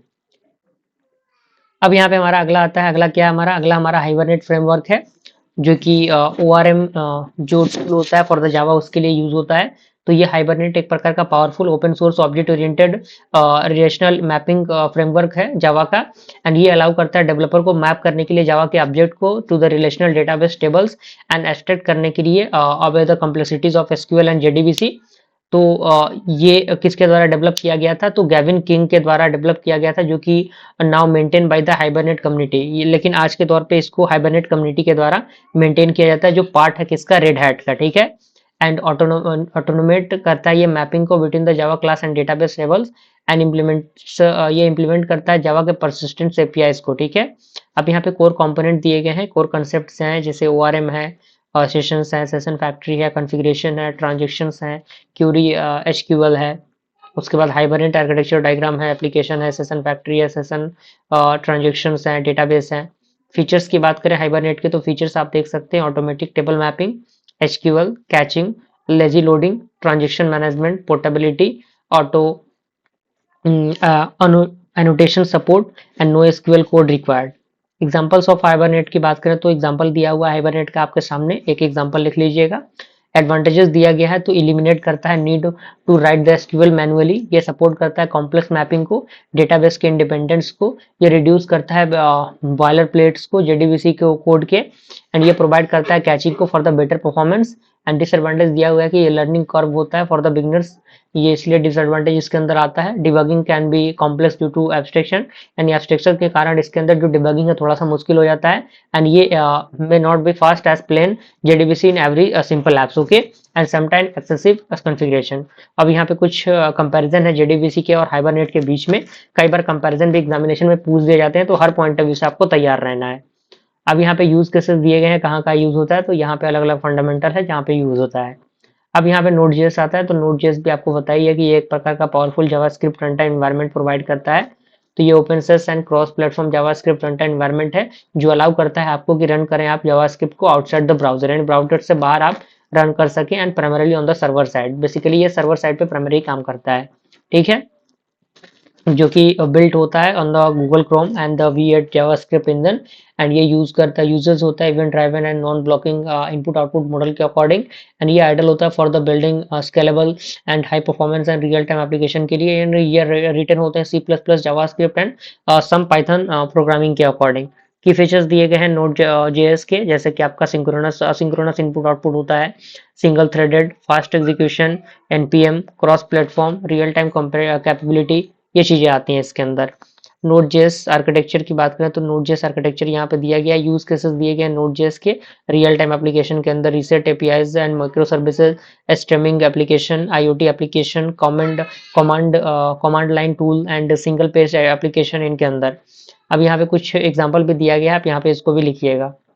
कुछ कॉमन बिल्ट इन मॉडल्स दिए गए हैं जो कि आपके सामने यहाँ मेंशन किए गए हैं।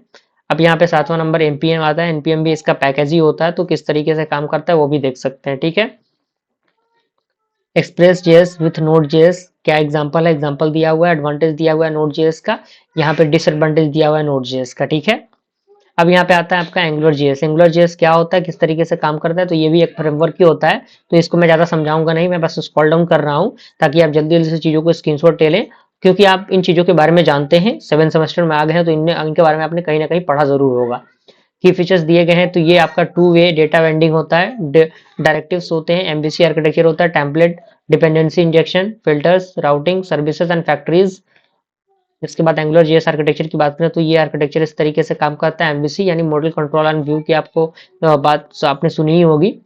कुछ बेसिक स्ट्रक्चर है XML एंगुलर जेएस का, और यहाँ पे कुछ इंपॉर्टेंट डायरेक्टिव्स दिए गए हैं एंगुलर जेएस का, जैसे ng ऐप है, ng मॉडल है, ng कंट्रोलर है, ng रिपीट है, ng if है, ng क्लिक है, 2 वे डेटा बाइंडिंग है, ये मॉडल्स एंड कंट्रोलर्स प्रोवाइड करता है, एडवांटेज दिया हुआ है कि ये रिड्यूस करता है कोड को using two way data binding, यानी जब हम डेटा बाइंडिंग यूज करेंगे तो ये जो है वो रिड्यूस कर सकता है कोड को, ठीक है। सेपरेट कंसर्न्स होते हैं using the MBC and dependency injection होते हैं, made code testable and maintainable and reusable component होते हैं यूजिंग द डायरेक्टिव, एंड ये सपोर्ट करता है सिंगल पेज एप्लीकेशन बिहेवियर को, ठीक है। डिसएडवांटेज की बात करें एंगुलर जेएस की, तो ये performance issue with the complex और the large scale app and steep learning curve for beginner, and Angular JS is now deprecated. आज के दौर पे ये डिप्रेक्ट हो चुका है और भी बहुत सारे पॉइंट है। उसके बाद हमारा अगला आता है आपका J2EE, जिसे हम लोग JSP कहते हैं, जावा सर्वर पेजेस कहते हैं, ठीक है। तो यहाँ पे दिया हुआ है, कह रहा है कि एक प्रकार का की कंपोनेंट होता है J2EE का, यानी जावा प्लेटफॉर्म इंटरप्राइज एडिशन का, जो यूज होता है डेवलप करने के लिए डायनामिक वेब पेजेस को जावा कोड के एम्बेडेड विद इन HTML के अकॉर्डिंग, एंड ये अलाउ करता है सर्वर साइड प्रोसेसिंग को with an HTML like syntax and making it easier for the web designers and Java developer to collaborate, यानी जो web designers होते हैं, जावा जो डेवलपर्स होते हैं, उनको कोलेबरेट करने के लिए बेसिकली यूज होता है ये, ठीक है। और इसके अंदर अलग अलग टेक्नोलॉजीज होती हैं, जैसे JSP है, सर्वलेट्स है, EJB है, इंटरप्राइज जावा बिन्स है, JPA है, JTS है, JMS है, वेब सर्विसेज हैं, ये चीजें, ठीक है। अब यहाँ पे आता है कि JSP क्या होता है, तो JSP तो हमने अभी बता ही दिया। अब यहाँ पे लाइफ साइकिल है, जैसे ट्रांसलेक्शन और ट्रांसलेशन है, कंपाइलेशन है, लोडिंग है, इंस्टेंटेनियस है, उसके बाद है आपका इनिशियलाइजेशन है, रिक्वेस्ट हैंडलिंग है, डिस्टर्शन है। अब यहाँ पे कुछ सिंटेक्स भी दिया हुआ है, आप यहाँ पे इसके सिंटेक्स को देख सकते हैं। टाइप ऑफ JSP टैग्स की बात करें तो अलग अलग टाइप के टैग्स होते हैं, जैसे डायरेक्टिव हो गया, स्क्रिप्टलेट हो गया, एक्सप्रेशन हो गया, डिक्लेरेशन हो गया, एक्शन टैग हो गया, इनके अलग अलग पर्पस फंडामेंटल्स दिए गए हैं, ठीक है। अब यहाँ पे JSP विद द MVC, यानी MVC के अकॉर्डिंग किस तरीके से JSP काम करता है मॉडल व्यू कंट्रोलर के अकॉर्डिंग, तो उसका भी दिया गया है और इनके बीच का कंपैरिजन भी दिए गए हैं। अब यहाँ पे कुछ JSP इम्प्लिसिट ऑब्जेक्ट दिए गए हैं, जैसे रिक्वेस्ट है, रिस्पॉन्स है, आउट है, सेशन एप्लीकेशन है, कॉन्फ़िग है, पेज कॉन्टेक्स्ट है, पेज है, एक्सपेक्टेशंस हैं। एडवांटेजेस ऑफ JSP की बात करें तो easy to write and maintain for user interface developer, यानी मतलब इसके अंदर कोड को लिखना और मेंटेन करना आसान होता है। इम्बिडेंट जावा कोड सिंप्लीफाई लॉजिक, यानी जावा कोड को इम्बिडेंट करना इसके अंदर और कोड को सिंप्लीफाई करना इसके अंदर शामिल होता है, और ये बेहतर तरीके से काम करता है जावा बिन्स के और MVC फ्रेमवर्क के अकॉर्डिंग, एंड ये सपोर्ट करता है टैग लाइब्रेरीज को, एंड ये पोर्टेबल होता है across the different servers with the servlet container, okay. Disadvantage की हम बात करें तो ये मिक्सिंग होता है जावा कोड का और HTML का, जो चीज़ों को काफ़ी ज़्यादा मेसी बनाता है, ठीक है। और भी यहाँ पे पॉइंट दिए गए हैं, JSP बेस्ट प्रैक्टिसेस दिए गए हैं किस तरीके से होंगी। अगला हमारा आता है EJB क्या होता है। EJB stand for the enterprise Java beans, तो ये भी आपका फ्रेमवर्क ही है। तो ये सारे फ्रेमवर्क्स आप देख सकते हैं, कोई परेशानी दिक्कत आपको नहीं होगी। टाइप्स की बात करें तो सेशन बिन है, मैसेज ड्राइवन बिन है, एंटिटी बिन है। उसके बाद आपका सेशन बिन 3 टाइप किया, जैसे स्टेटस आपका स्टेटफुल है, सिंगलटन है। EJB आर्किटेक्चर की बात करें तो client EJB proxy, EJB container and business logic, ठीक है। अब यहाँ पे कुछ एग्जांपल भी दिए गए हैं, आप एग्जांपल को देखिएगा। और यहाँ पे कुछ एनोटेशंस इन जावा EJB दिए गए हैं, कुछ एनोटेशन आपको यहाँ पे पता होने चाहिए, पर्पस इसका पता होना चाहिए, ठीक है। अब यहाँ पे फीचर्स दिया गया, जैसे ये डिक्लेरेटिव ट्रांजेक्शन होता है, सिक्योरिटी प्रोवाइड करता है, remoting and concurrency, time services and interceptors, okay. Advantage की बात करें तो एडवांटेज होता है कि ये रिड्यूस करता है बॉयलर प्लेट कोड को for the transaction management, security etcetera, and ये प्रमोट करता है स्केलेबिलिटी को और मॉडुलैरिटी को। ये इंकरेज करता है सेपरेशन ऑफ कंसर्न को, यानी ये सुटेबल होता है एक डिस्ट्रीब्यूटेड एंटरप्राइज एप्लीकेशन के according and backend by the Java energy enterprise standard के अकॉर्डिंग। डिसएडवांटेज की बात करें तो ये कॉम्प्लेक्स होता है, हैवी वेटेड होता है, ओवरहेडेड होता है, एंड रिप्लेस्ड होता है by the modern framework, okay. उसके बाद हमारा अगला आता है EVG वर्सेस स्प्रिंग, यानी इनके बीच का कंपैरिजन, और कब हम EVG को यूज करते हैं वो भी आपके सामने दिया हुआ है, यानी कोई भी पॉइंट छोड़ा नहीं गया, हर पॉइंट को टू द पॉइंट लिखा गया है कि आपको अच्छे से अच्छे नंबर मिल सके हर टॉपिक में। उसके बाद हमारा आता है JDBC, जिसे हम लोग जावा डेटाबेस कनेक्टिविटी कहते हैं। तो ये भी एक प्रकार का API ही होता है, एप्लीकेशन प्रोग्रामिंग इंटरफेस होता है जावा के अंदर, जो अलाउ करता है जावा एप्लीकेशन को इंटरनेट करने के लिए एक रिलेशनल डेटाबेस के अकॉर्डिंग, जैसे कि MySQL, ओरेकल, पोस्टग्रेसक्यूएल, इनके अकॉर्डिंग, यानी ये प्रोवाइड करता है कि स्टैंडर्ड सेट ऑफ इंटरेक्शन को एंड क्लासेस को for connecting the database and sending the SQL queries and retrieving result. की कंपोनेंट की बात करें जेडीबीसी की, तो जेडीबीसी ड्राइवर्स हो गया, जिसके अंदर टाइप 1 के अंदर जेडीबीसी ओडीबीसी ब्रिज ड्राइवर आता है, टाइप 2 के अंदर नेटिव एपीआई ड्राइवर आता है, टाइप 3 के अंदर नेटवर्क प्रोटोकॉल ड्राइवर आता है, एंड टाइप 4 के अंदर थिन ड्राइवर आता है। ठीक है, कनेक्शन इंटरफेस की बात करें तो ये यूज होता है स्टेब्लिश करने के लिए कनेक्शन को with the database and connection जो कौन इक्वल टू आपके सामने एक छोटा सा प्रोग्रामिंग का फंडामेंटल दिया हुआ है। ठीक है, स्टेटमेंट इंटरफेस की बात करें तो ये यूज होता है सेंड करने के लिए एसक्यूएल स्टेटमेंट को डेटाबेस के according. And prepared statement interface की बात करें तो ये भी दिया हुआ है, उसका सिंटेक्स दिया हुआ है, यानी हर पॉइंट ऑफ व्यू का आपके पास सिंटेक्स दिया हुआ है, जिससे कि आप चीजों को बहुत आसानी से अच्छी तरीके से इंप्लीमेंट कर सकते हैं। ठीक है, सारे पॉइंट ऑफ व्यू को आपको देख लेना है, एडवांटेज देख लेना है जेडीबीसी का, आपके सामने यहाँ पे एडवांटेज भी दिया हुआ है और 4 पॉइंट इसके अंदर है। उसके बाद आपका आता है जेएनडीआई, जिसे हम लोग जावा नेमिंग एंड डायरेक्टरी इंटरफेस कहते हैं। तो ये भी एक प्रकार का जावा का एपीआई ही होता है, जो अलाउ करता है एप्लीकेशन को लुकअप करने के लिए, डेटा को और रिसोर्स को और नेमिंग करने के लिए और डायरेक्टरी सर्विसेज के लिए। ठीक है, एंड ये एक प्रकार का की पार्ट होता है जावा इंटरप्राइज एडिशन का आर्किटेक्चर का, जो वाइडली यूज होते हैं इंटरप्राइज लेवल सॉफ्टवेयर सिस्टम के लिए, किसी मैंने मैनेज करने के लिए रिसोर्सेज को एक स्टैंडर्डाइज्ड वे में, यानी एक स्टैंडर्ड वे में चीजों को मैनेज करने के लिए यूज होता है। ठीक है, फुल फॉर्म तो हो ही गया, कहाँ यूज होता है ये भी हो ही गया, और यहाँ पे अलग अलग पॉइंट भी दिए गए हैं और भी आप यहाँ पे इनको देख सकते हैं। की कंसेप्ट है तो ये आपका नेमिंग सर्विस के लिए, डायरेक्टरी सर्विस के लिए, कनेक्ट कॉन्टेक्स्ट के लिए, लुकअप के लिए यूज होता है। उसके बाद आपका एग्जांपल है यूज केस का, तो यहाँ पे एग्जांपल भी देख सकते हैं। ठीक है, आर्किटेक्चर डायग्राम भी दिया हुआ है। और आखिर क्यों जेएनडीआई इंपॉर्टेंट है सॉफ्टवेयर के अंदर, तो ये लॉसेस करता है कपलिंग को between the application code and the resources configuration. ये सेंट्रलाइज करता है रिसोर्स मैनेजमेंट को, ये इंप्रूव करता है मेंटेनेबिलिटी को और स्केलेबिलिटी को, एंड ये स्टैंडर्डाइज करता है एक्सेस को रिमोट रिसोर्सेज के अकॉर्डिंग। ठीक है, कुछ कॉमन नेमिंग कन्वेंशंस दिए गए हैं, जैसे कि आपका जेडीबीसी डेटा सोर्स है, उसके बाद आपका ईजेवी है, जेएमएस क्यू है, मेल सेशन है, और इनके एग्जांपल्स दिए गए हैं। उसके बाद आपका आता है जेएमएस, जिसे हम लोग जावा मैसेज सर्विस कहते हैं। तो ये आपका एक टाइप होता है एपीआई का जावा के जो आपके इंटरप्राइज एडिशन होते हैं उनके अंदर। पर्पस होता है सेंड करना, रिसीव करना, क्रिएट करना और रीड करना मैसेज को between the distributed component of a system. And JMS software architecture के अंदर कैसे काम करता है, तो जेएमएस जो होता है वो प्ले करता है एक क्रिटिकल रोल को इंटरप्राइज आर्किटेक्चर के अंदर, जो स्पेसिफिकली क्या होते हैं इवेंट ड्राइवन सिस्टम के अंदर, मैसेज ओरिएंटेड मिडलवेयर के अंदर, माइक्रो सर्विसेज के अंदर, इंटरप्राइज इंटीग्रेशन पैटर्न्स के अंदर काम करते हैं। एंड ये इनेबल करते हैं कंपोनेंट को कम्युनिकेट करने के लिए indirectly through a message broker and rather than the directly invoking the each other. Okay, अब यहाँ पे कुछ मैसेजिंग मॉडल दिए गए हैं जेएमएस के, ये पॉइंट टू पॉइंट होता है और पब्लिश सब्सक्राइब मेथड के अकॉर्डिंग डिस्क्रिप्शन एग्जांपल्स आर्किटेक्चर दिए गए हैं। ठीक है, अब यहाँ पे की कंपोनेंट भी आपके सामने दिया हुआ है, जैसे कनेक्शन फैक्ट्री है, डेस्टिनेशन है, मैसेज प्रोड्यूसर है, उसके बाद मैसेज कंज्यूमर है, सेशन है, मैसेजेस है, एडवांटेज दिया हुआ है, डिसएडवांटेज भी दिया हुआ है। ठीक है, और कंपैरिजन भी दिए गए हैं। अगला हमारा आता है RMI. RMI stand for the remote method invocation.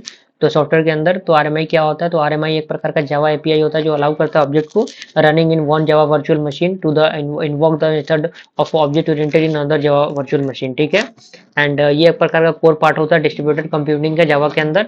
और आखिर क्यों आरएमआई आता है यूज, तो यहाँ पे कहाँ पे यूज होता है ये भी बताया गया है। तो ये आपके सामने यहाँ पे सारे पॉइंट्स दिए गए हैं, आप अच्छी तरीके से इनके बारे में देख सकते हैं। इनका आर्किटेक्चर दिया गया है, की कंपोनेंट दिए गए हैं आरएमआई के, आपके सामने इंटरफेस पे सारी चीजें हैं और ये किस तरीके से काम करता है स्टेप बाय स्टेप यहाँ पे उनका जो प्रोसीजर है वो प्रोसीजर दिया गया है 6 स्टेप में। इसका एडवांटेज है, डिसएडवांटेज है। ठीक है, चलिए अब यहाँ पे अगला हमारा आता है Korba. Korba stand for the common object request broker architecture. तो ये एक प्रकार का क्या होता है, ये डेवलप होता है किसके द्वारा, ये डेवलप हुआ by the object management group के द्वारा। ठीक है, ठीक है ना। इसका पर्पस भी दिया हुआ है कि ये अलाउ करता है ऑब्जेक्ट को जो रिटर्न होते हैं किसी भी लैंग्वेज के अंदर और लोकेटेड करने के लिए कहीं पे भी नेटवर्क के कम्युनिकेट सिमलेसली पॉइंट ऑफ व्यू के अकॉर्डिंग। ठीक है, तो सॉफ्टवेयर आर्किटेक्चर के अंदर क्या होता है, तो ये फिट होता है enterprise and distributed system architecture के अंदर, जहाँ पे मल्टीपल एप्लीकेशंस जो हैं वो उसको जरूरत पड़ती है वर्क करने के लिए दूसरे के साथ। ठीक है, and communication must be language agnostic and location transparent and services जो होते हैं वो स्प्रेड होते हैं across the heterogeneous system. Okay, अब यहाँ पे आपका आता है की कंपोनेंट। की कंपोनेंट में आपका ओआर भी आता है, ऑब्जेक्ट रिक्वेस्ट ब्रोकर, उसके बाद आइडियल आता है इंटरफेस और डिसीजन लैंग्वेज, उसके बाद आपका क्लाइंट स्टब एंड प्रॉक्सी आता है, स्केलेटन आता है, पीओए आता है, portable object adapter and naming services आते हैं और उनके डिस्क्रिप्शंस दिए गए हैं, ठीक है। अब यहाँ पे आपका आता है कोरबा आर्किटेक्चर डायग्राम, यानी इसका डायग्राम भी दिया हुआ है, जैसे क्लाइंट है, ओआरबी है, स्केलेटन है, और ये कैसे काम करता है, जैसे डिफाइन करना ऑब्जेक्ट के इंटरफेस को यूजिंग आइडियल, कंपाइल करना आइडियल को, इम्प्लीमेंट करना सर्वर के ऑब्जेक्ट्स को, एंड स्टार्ट करना ओआरबी को, क्लाइंट इन्वोक करना मेथड को via the stub and ORB route, और इसके एग्जांपल्स दिए गए हैं, एडवांटेज है, डिसएडवांटेज है, सारे पॉइंट ऑफ व्यू दिए गए हैं, ठीक है ना। अब यहाँ पे आता है रोल क्या होता है यूएमएल का सॉफ्टवेयर आर्किटेक्चर के अंदर, यानी यूनिफाइड मॉडलिंग लैंग्वेज का क्या रोल है सॉफ्टवेयर आर्किटेक्चर के अंदर, वो हमें डिस्कस करना है। तो यहाँ पे यूनिफाइड मॉडलिंग लैंग्वेज के बारे में थोड़ा सा डिस्क्रिप्शन दिया हुआ है। तो ये आपका फुल फॉर्म दिया हुआ है कि ये यूनिफाइड मॉडलिंग लैंग्वेज होता है। टाइप आपका ये एक प्रकार का general purpose and standardised modelling language होता है। एंड ये यूज होता है किसके लिए, विजुअलाइज करने के लिए, स्पेसिफाई करने के लिए और कंस्ट्रक्ट करने के लिए डॉक्यूमेंटिंग सॉफ्टवेयर सिस्टम के कंपोनेंट को, ठीक है। और वाई यूएमएल इज इम्पॉर्टेंट, तो यूएमएल इम्पॉर्टेंट क्यों है, तो विजुअलाइजेशन के लिए, डिजाइन करने के लिए, ब्लूप्रिंट को, कम्युनिकेशन टूल के लिए, साथ साथ आपका डॉक्यूमेंटेशन के लिए, स्टैंडर्डाइजेशन के लिए, और इनके जो एग्जांपल्स हैं ये सारे एक्सप्लेनेशंस आपके सामने यहाँ पे टू द पॉइंट मेंशन किए गए हैं, ठीक है ना। की बात करें यूएमएल डायग्राम की, जो कि यूज होते हैं सॉफ्टवेयर आर्किटेक्चर के अंदर, तो आपके सामने सबसे पहला आपका स्ट्रक्चर्ड डायग्राम दिया हुआ है, जो कि आप यहाँ पे देख सकते हैं, जिसमें आपका क्लास डायग्राम है, कंपोनेंट डायग्राम है, डिप्लॉयमेंट डायग्राम है, उसके बाद आपका पैकेज डायग्राम है, ठीक है ना। उसके बाद आपका ऑब्जेक्ट डायग्राम है, उसके बाद आपका बिहेवियर डायग्राम है, उसके बाद यूज केस डायग्राम है, सीक्वेंस डायग्राम है, एक्टिविटी डायग्राम है, स्टेट मशीन डायग्राम है, कम्युनिकेशन डायग्राम है। एग्जाम्पल की बात करें कि आखिर कैसे यूएमएल सपोर्ट करता है सॉफ्टवेयर के डिजाइन को, तो use case diagram, class diagram, component diagram, deployment diagram, sequence diagram. Benefit of using the UML in architecture की बात करें तो ये इंप्रूव करता है क्लैरिटी को, अंडरस्टैंडिंग ऑफ द सिस्टम को, ये इनेबल करता है अर्ली डिजाइन वैलिडेशन को, ये फैसिलिटेट करता है टीम के कोलेबोरेशन को और कंसिस्टेंसी को, ये असिस्ट करता है कोड के जनरेशन को और रिवर्स इंजीनियरिंग को, ये मदद करता है रिस्क के मिटिगेशन को through the analysis and planning. UML in modern architecture की बात करें, यानी मॉडर्न आर्किटेक्चर में आर्किटेक्चर का टाइप क्या है, जैसे कि मोनोलिथिक है, माइक्रो सर्विसेज है, क्लाउड नेटिव है, इवेंट ड्राइवन है, और इसके यूज केसेस यहाँ पे मेंशन किए गए हैं, ठीक है। चलिए इसी के साथ हमारा यूनिट नंबर 3 कंप्लीट हुआ। अब हम लोग यूनिट नंबर 4 की तरफ मूव कर रहे हैं, और आपने अच्छी तरीके से सारी चीजों को देखते आप आ रहे होंगे, मुझे पूरी उम्मीद है। वीडियो को लाइक करते चलिएगा, क्योंकि आप देख सकते हैं कि कंटिन्यूअसली वीडियो को शूट किया जा रहा है। मेरे आवाज के कंडीशन से भी आपको पता लग रहा होगा कि कितनी मेहनत लग रही है चीजों को बनाने में। थोड़ा सा एफर्ट आप लोग दिखाइए, ताकि मुझे भी मोटिवेशन मिल सके और बेहतर से बेहतरीन कंटेंट मैं आप तक प्रोवाइड कर सकूं, ठीक है। सबसे पहला आपका आता है रिक्वायरमेंट फॉर आर्किटेक्चर, यानी आर्किटेक्चर के लिए क्या रिक्वायरमेंट होता है। तो यहाँ पे अलग अलग चीजों की जरूरत होती है। पहला आपका आता है फंक्शन रिक्वायरमेंट, यानी ये डिस्क्राइब करता है कि what the system should do, यानी सिस्टम को क्या करना चाहिए। जैसे example, the system must allow the user to log in and retrieve account detail, यानी मान लीजिए कोई सिस्टम है जिसको लॉग इन करना है और रिट्रीव करना अकाउंट के डिटेल को, तो ये आपका फंक्शन रिक्वायरमेंट हो गया। नॉन फंक्शन रिक्वायरमेंट जो है वो क्वालिटी एट्रीब्यूट, यानी इसके अंदर ये बताता है कि हैवली इंक्लूड करता है, जैसे परफॉर्मेंस यानी response time throughput, and scalability यानी ability to grow with demand, and availability यानी अप टाइम करना परसेंटेज को, रिलेबिलिटी यानी करेक्ट करना ऑपरेशन को ओवर टाइम, सिक्योरिटी यानी डेटा प्रोटेक्शन ऑथेंटिकेशन, मेंटेनेबिलिटी यानी इजी ऑफ सेक्शन, इंटरऑपरेबिलिटी यानी work with other system. Business requirement की बात करें तो बजट, टाइम टू मार्केट और आरओआई, कंपाइलेंस। उसके साथ साथ आपका टेक्निकल कॉन्स्टेंट होता है जो यूज होता है स्पेसिफिक टूल के अकॉर्डिंग, प्लेटफॉर्म के अकॉर्डिंग, लैंग्वेजेस के अकॉर्डिंग। उसके बाद आपका अगला हमारा क्या है, life cycle view of architecture है। तो यहाँ पे स्टेजेस दिए गए हैं। सबसे पहला आपका आता है architectural requirement analysis, architectural design, architectural documentation, architecture evolution analysis, architecture refinement, architecture implementation, architecture validation और verification, architecture maintenance and evolution, okay. और इनके डिस्क्रिप्शन जो है वो यहाँ पे मेंशन किए गए हैं। अब यहाँ पे आर्किटेक्चर डिजाइन एनालिसिस मेथड दिया हुआ है, जो कि आप यहाँ पे देख सकते हैं डिजाइन मेथड्स को। सबसे पहले आपका आता है वी बेस्ड डिजाइन, जिसे हम लोग वीवीडी कहते हैं। दूसरा आपका आता है एट्रीब्यूट ड्रिवन डिजाइन, जिसे एडीडी कहते हैं। तीसरा आपका आता है रेफरेंस आर्किटेक्चर। चौथा हमारा आता है सर्विस ओरिएंटेड आर्किटेक्चर डिजाइन, ठीक है। अब यहाँ पे एनालिसिस मेथड की बात करें तो एटीएम होता है, जिसे हम लोग architecture trade off analysis method कहते हैं। ये आइडेंटिफाई करता है ट्रेड ऑफ को जो अमंग होता है क्वालिटी के एट्रीब्यूट्स के। दूसरा आपका आता है CBM, cost benefit analysis method, यानी ये स्टेट करता है एटीएम को bye including the economic factor. And तीसरा आपका आता है सैम, यानी सॉफ्टवेयर आर्किटेक्चर एनालिसिस मेथड, यानी ये फोकस करता है मॉडिफिलेबिलिटी को और अनदर क्वालिटी एट्रीब्यूट पे, ठीक है। और चौथा आपका आता है परफॉर्मेंस एंड सिमुलेशन, यानी ये सिमुलेट करता है वर्क के लोड को, बिहेवियर को, जो यूज करता है tool just like UML model. ठीक है, पांचवा आपका आता है सिनेरियो बेस्ड इवोल्यूशन, यानी ये यूज करता है कि what if scenario to test architecture robustness. Okay, चलिए उसके बाद हमारा आता है कॉस्ट बेनिफिट एनालिसिस मेथड, जिसे हम लोग सीबीएमए कहते हैं। तो ये एक प्रकार का क्या होता है, एनालिसिस मेथड ही होता है जो यूज होता है सॉफ्टवेयर आर्किटेक्चर के अंदर, किसके लिए, to evaluate the economic impact of architectural decision, यानी जो इकोनॉमिक बेसिकली कॉस्ट यहाँ पे आ गया, तो यानी इकोनॉमिक यानी कुछ पैसे की बात हो रही है यहाँ पे, तो उस पर बेसिकली ये ध्यान देता है। ठीक है, उसके बाद ठीक है, ये एनालाइज करता है ट्रेड ऑफ को between the cost and the benefit of different architectural strategies, जिसे हम लोग आर्किटेक्चर डिसीजन और टैक्टिक्स कहते हैं। ये हेल्प करता है स्टेक होल्डर को चूज करने के लिए most cost effective architectural ranges को।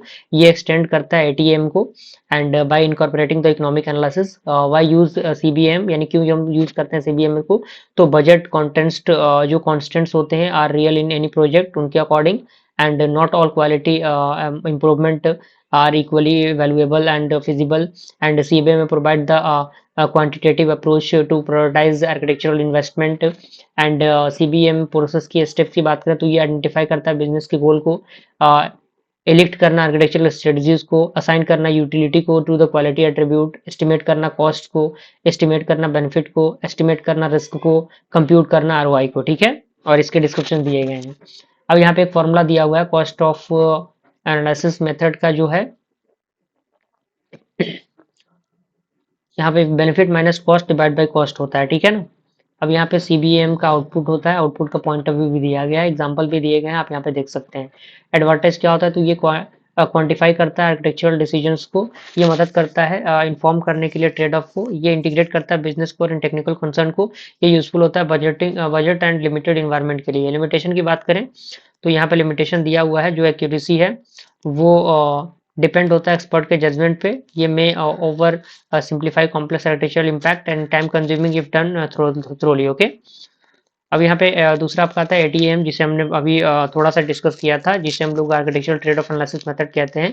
तो ये एक प्रकार का सिस्टमेटिक प्रोसेस होता है जो इवेलुएट करता है आर्किटेक्चर को, सिस्टम के सॉफ्टवेयर सिस्टम आपको पर्टिकुलरली एक्सेस करने के लिए आखिर कैसे सेटिस्फाई करता है क्वालिटी के एट्रीब्यूट को, उसके अकॉर्डिंग ये काम करता है, जो कि इसके अंदर सारे पॉइंट्स आपके सामने अच्छी तरीके से मेंशन की गई हैं। एंड इसके अंदर एट्रीब्यूट्स होते हैं जैसे कि आपका performance, security, modifiability, availability, scalability, usability, and ये मदद करता है आइडेंटिफाई करने के लिए आर्किटेक्चर के रिस्क को, सेंसिटिव पॉइंट्स को, ट्रेड ऑफ को। ठीक है, गोल क्या होता है, अंडरस्टैंड करना कि आखिर कैसे आर्किटेक्चरल डिसीजन अफेक्ट करता है क्वालिटी एट्रीब्यूट को, आइडेंटिफाई करना ट्रेड ऑफ को between the competing goals, and uncover करना रिस्क को early in the life cycle, and promote करना स्टेक होल्डर के कम्युनिकेशन को। ठीक है, अब यहाँ पे स्टेप्स दिए गए हैं, पहला आपका आता है प्रिपरेशन, प्रिपरेशन के अंदर स्टेप्स दिए गए हैं और क्या होता है वो बताया गया है, दूसरा आता है इवोल्यूशन, तीसरा आपका आता है रिपोर्टिंग, और इनके अंदर अंदर फंडामेंटल्स जो है अलग अलग दिए गए हैं। यूटिलिटी ट्री की बात करें तो ये एक प्रकार का हायरार्किकल मॉडल होता है क्वालिटी एट्रीब्यूट का, जिसके अंदर रूट आता है जो कि क्वालिटी का एट्रीब्यूट होते हैं जैसे परफॉर्मेंस, मिड लेवल आता है जो स्पेसिफिक होता है एस्पेक्ट के अकॉर्डिंग, उसका लीव आता है जो सिनारियोज होते हैं, एंड हर एक सिनारियो जो होता है वो असाइन करता है इंपॉर्टेंस को एंड डिफिकल्टी को। की कंसेप्ट की बात करें तो क्वालिटी एट्रीब्यूट सिनारियो आता है, सेंसिटिविटी पॉइंट आता है, ट्रेड ऑफ पॉइंट आता है और रिस्क आता है। ठीक है, और इसके जो मीनिंग्स है ये सारे मीनिंग्स दिए गए हैं। अब यहाँ पे हमारा है बेनिफिट ऑफ एटीएम, यानी एटीएम का क्या बेनिफिट होता है, किस तरीके से ये काम करता है। तो बेनिफिट दिया हुआ कि ये इंकरेज करता है एयरली आइडेंटिफिकेशन को और आर्किटेक्चरल रिस्क को, ये फैसिलिटेट करता है कम्युनिकेशन को अमंग द स्टेक होल्डर, ये इन्फॉर्म करता है बेटर आर्किटेक्चरल डिसीजन मेकिंग को, एंड ये हाईलाइट करता है किसको, हाईलाइट करता है डिजाइन ट्रेड ऑफ को बिफोर द इम्प्लीमेंटेशन। लिमिटेशन की बात करें तो ये टाइम कंज्यूमिंग होता है, ये रिक्वायर करता है स्किल्ड फैसिलिटेटर्स को and full stack holder participation को, एंड ये कह रहा है कि does not provide exact matrix, यानी ये एग्जैक्ट मैट्रिक्स को प्रोवाइड नहीं करता। ठीक है, अब यहाँ पे आता है एटीएम वर्सेस सीबीएम, यानी एटीएम और सीबीएम में क्या प्रोसीजर होता है। तो ATM stand for the architecture quality trade off, and CBM में का कंपैरिजन आपके सामने दिया हुआ है, अभी हमने डिस्कस किया, थोड़ा सा कंपैरिजन आप इसको लिख लीजिएगा। अगला हमारा आता है रेड, जिसे हम लोग active review for the intermediate design कहते हैं। तो ये भी एक प्रकार का मेथड ही है जो कि इवेलुएट करता है डिजाइन लेवल्स को, decision of a software system before the full implementation, ये कंपाइल करता है फॉर्मल आर्किटेक्चर डिजाइन रिव्यू को, एंड यूजिबिलिटी की टेस्टिंग प्रिंसिपल को, and scenario based review technique को। गोल इसका होता है एक्सेस करना कि whether the design will meet its intended use, and by involving the developer and stakeholder in active task based on the real scenario, and where does the arid fit in life cycle, यानी किस तरीके से ये life cycle में fit होता है। तो यहाँ पे कह रहा है कि ARID is apply after the architectural decisions are made, जब आपका जो डिटेल डिजाइन है रेडी होता है रिव्यू के लिए, तब जैसे एटीएम आपका आर्किटेक्चरल डिसीजन के लिए, रेड आपका होता है इंटरमीडिएटरी डिजाइन डिसीजन के लिए, ठीक है। अब यहाँ पे ऑब्जेक्टिव होता है इंश्योर करना design can support key use the case and scenario and find gap and misunderstanding और mismatch, validate the design with real stakeholder, promote the early feedback and improvement, okay. और यहाँ पे step दिए गए जैसे presentation है, sorry preparation है, present the design है, इलिक्ट सिनारियोज है, select and prioritise the scenarios है, कंडक्ट एक्टिव रिव्यू है, कैप्चर रिजल्ट्स है, उनकी एक्टिविटी और जो पर्पस है वो यहाँ पे दिए गए हैं, ठीक है। अब यहाँ पे एग्जांपल भी दिए गए हैं, बेस्ट बेनिफिट भी दिया हुआ है, लिमिटेशन भी दिए गए हैं, ठीक है। अगला हमारा क्या आता है, अगला हमारा आता है एट्रीब्यूट ड्राइवन डिजाइन मेथड, जिसे हम लोग एडीडी मेथड भी कहते हैं। तो इसको हमने अभी रिसेंटली डिस्कस किया हुआ है, पीछे कहीं ना कहीं देखने को मिला होगा आपको।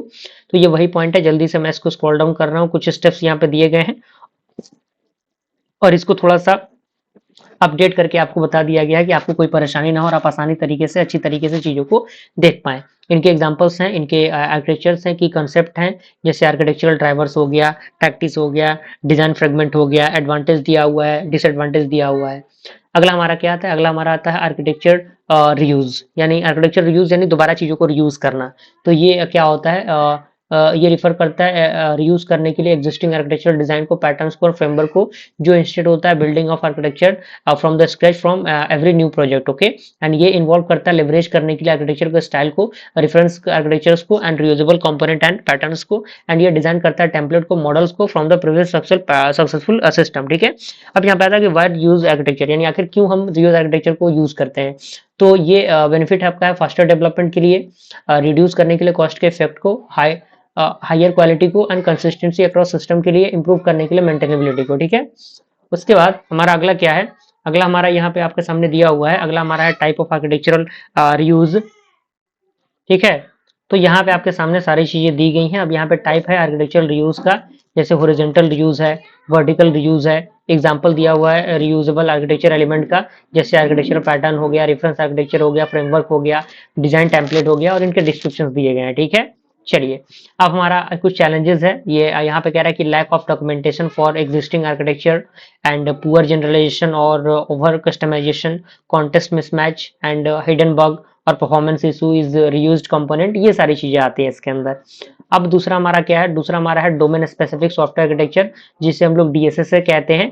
तो ये क्या होता है, तो यहाँ पे कह रहा है कि domain specific software architecture is an architectural design designed specifically for a particular application domain just like healthcare, telecommunication, banking, automotive, यानी ये जो है ये अलग अलग सेक्टर के लिए यूज होता है, जो कि आपके सामने दिया हुआ है। ये प्रोवाइड करता है कि standardised, optimised and reusable architecture framework को, जो टेलर करता है एक डोमेन के कॉमन नीड्स को, ठीक है। गोल क्या होता है डीएसएस का, तो गोल होता है ये इंप्रूव करता है एफिशिएंसी को, रीयूजेबिलिटी को डेवलप करने के लिए सॉफ्टवेयर को with in A domain, okay. And ये इंकरेज करता है रीयूज ऑफ कंपोनेंट को, पैटर्न्स को और नॉलेज को, एंड ये रिड्यूस करता है कॉस्ट को, टाइम टू मार्केट को और for the product with in A domain, okay. चलिए, अब यहाँ पे कंपोनेंट दिया हुआ है डीएससी का। सबसे पहला कंपोनेंट आपका आता है रेफरेंस रिक्वायरमेंट, दूसरा आपका आता है रेफरेंस आर्किटेक्चर, तीसरा आपका आता है रियूजेबल कंपोनेंट और चौथा आपका आता है डोमेन मॉडल, ठीक है। और इसका जो डिस्क्रिप्शन है, इसका जो डिस्क्रिप्शन यहाँ पे दिया हुआ है, ठीक है, ठीक है। चलिए, अब यहाँ पे एग्जांपल दिया हुआ है, जैसे टेलीकॉम हो गया, banking, health care, e commerce, ये अलग अलग सेक्टर में यूज होता है। बेनिफिट क्या है इसका, फास्टेस्ट डेवलपमेंट होता है for the new application in the same domain, और दूसरा हमारा है ये फास्टर इजियर मेंटेनेंस होता है due to the familiar architecture and higher quality and consistency होती है, एंड ये प्रमोट करता है रीयूज को और रिड्यूस करता है रिवर्क को, ठीक है। चैलेंजेस की बात करें तो ये क्या पे चैलेंज करता है, यहाँ पे ये रिक्वायर करता है डीप मैन एक्सपर्टीज को, यानी इसके अंदर एक्सपर्ट का होना जरूरी है, एंड ये चीजों को काफी रिगिड और लिमिटिंग करता है इनोवेशन को, और इसके लिए अपडेट करना जरूरी होता है डोमेन के इन्वॉल्व को, ओके।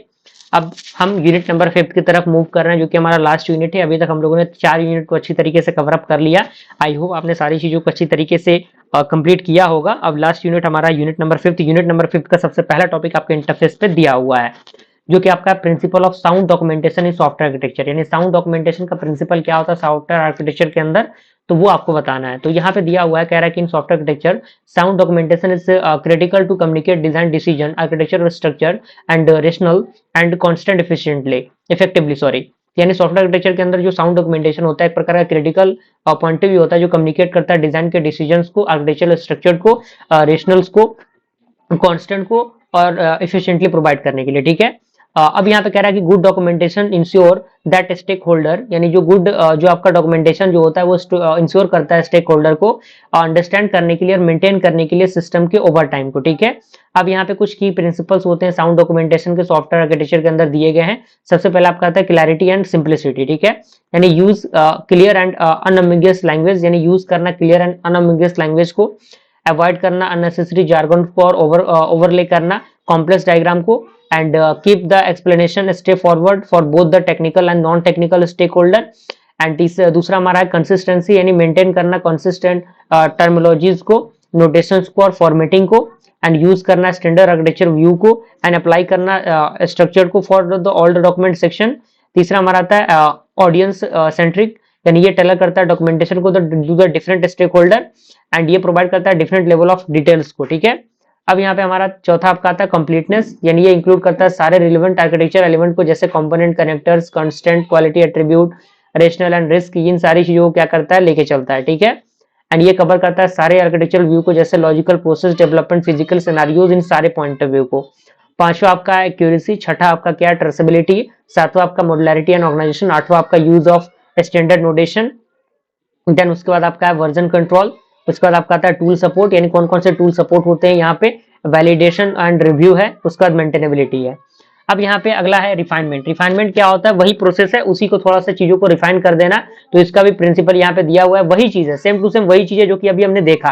टोटल 12 यहाँ पे था ना, टोटल 12 यहाँ पे आपके सामने दिया हुआ है, एक टेबल के अकॉर्डिंग चीजों को दर्शा दिया गया है। ठीक है, अगला हमारा टॉपिक है जो कि आपका है context diagram in software architecture, यानी सॉफ्टवेयर आर्किटेक्चर के अंदर कॉन्टेक्स्ट डायग्राम क्या होता है और किस तरीके से कॉन्टेक्स्ट डायग्राम काम करता है। तो यहाँ पे कह रहा है कि context diagram is a high level diagram that shows a software system, यानी जो आपका कॉन्टेक्स्ट डायग्राम होता है एक प्रकार का हाई लेवल डायग्राम होता है जो शो करता है सॉफ्टवेयर के सिस्टम को और इंटरेक्शन को विद द एक्सटर्नल एंटिटीज, जैसे कि आपका यूजर हो गया, सिस्टम हो गया, डेटा सोर्सेस हो गए, उनके अकॉर्डिंग। ठीक है, ये यूज होता है in the early stage of a system design, जो प्रोवाइड करता है क्लियर ओवरव्यू को सिस्टम के बाउंड्रीज और इंटरफेसेस के अकॉर्डिंग। ठीक है, पर्पस क्या होता है कॉन्टेक्स्ट डायग्राम का, पहला पर्पस होता है डिफाइन करना सिस्टम के बाउंड्रीज को, दूसरा होता है आइडेंटिफाई करना एक्सटर्नल एंटिटीज को, शो करना डेटा के फ्लो को और इंटरेक्शन को between the system and it's environment, and provide करना एक सिंप्लीफाइड विजुअल कम्युनिकेशन टूल्स को फॉर स्टेक होल्डर। ठीक है, अब यहाँ पे बेसिक एलिमेंट है जो कि कॉन्टेक्स्ट डायग्राम के दिए गए हैं, जैसे कि आपका system in centre and external entities और डेटा फ्लो, और इसके डिस्क्रिप्शन यहाँ पे दिए गए हैं। अब यहाँ पे इसका एग्जांपल दिया है, एक्सटर्नल यूजर हो गया, रिक्वेस्ट डेटा करना तो आउट आवर सिस्टम से रिस्पॉन्ड डेटा, सारे एक्सटर्नल डेटाबेस, यहाँ पे सारी चीजें दी गई हैं। कैरेक्टरिस्टिक्स क्या है, तो यहाँ पे पॉइंट कह रहा है कि only one process system shown, यानी केवल एक प्रोसेस सिस्टम को दिखाना, नो इंटरनल प्रोसेस और डेटा स्टोर, यानी कोई इंटरनल प्रोसेस और डेटा स्टोर नहीं होगा। Named arrow to indicate the flow of data, यानी एरो को इंडिकेट करना फ्लो ऑफ डेटा के लिए। Descriptive levels for clarity and simple and easy for non technical stakeholder to understand. ठीक है, अब यहाँ पे कुछ टिप्स भी दिए गए हैं, 3 पॉइंट पे टिप्स दिए गए हैं।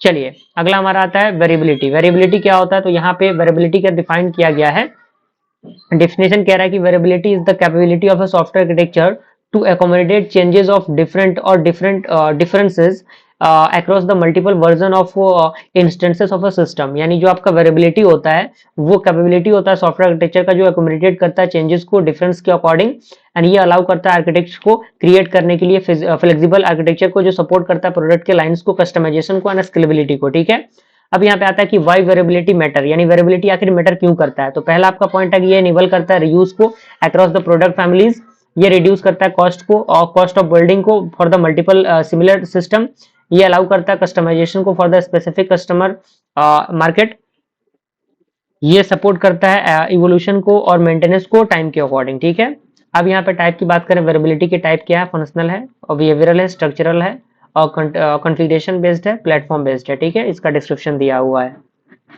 अब यहाँ पे कुछ टेक्निक है जो सपोर्ट करता है वेरिएबिलिटी को। पहला आपका आता है डिजाइन पैटर्न, दूसरा आता है कंडीशनल कंपाइलेशन, उसके बाद आपका आता है feature toggles, component based design, inheritance, polymorphism, configuration file and product line architecture. ठीक है, अब यहाँ पे वेरिएबिलिटी दिया हुआ सॉफ्टवेयर प्रोडक्ट लाइंस का, तो यहाँ पे फीचर मॉडल हो गया वो आता है, वेरिफिकेशन पॉइंट आता है, वेरिएशन पॉइंट वेरिएंट्स आते हैं, और ये सारे पॉइंट ऑफ व्यू हैं।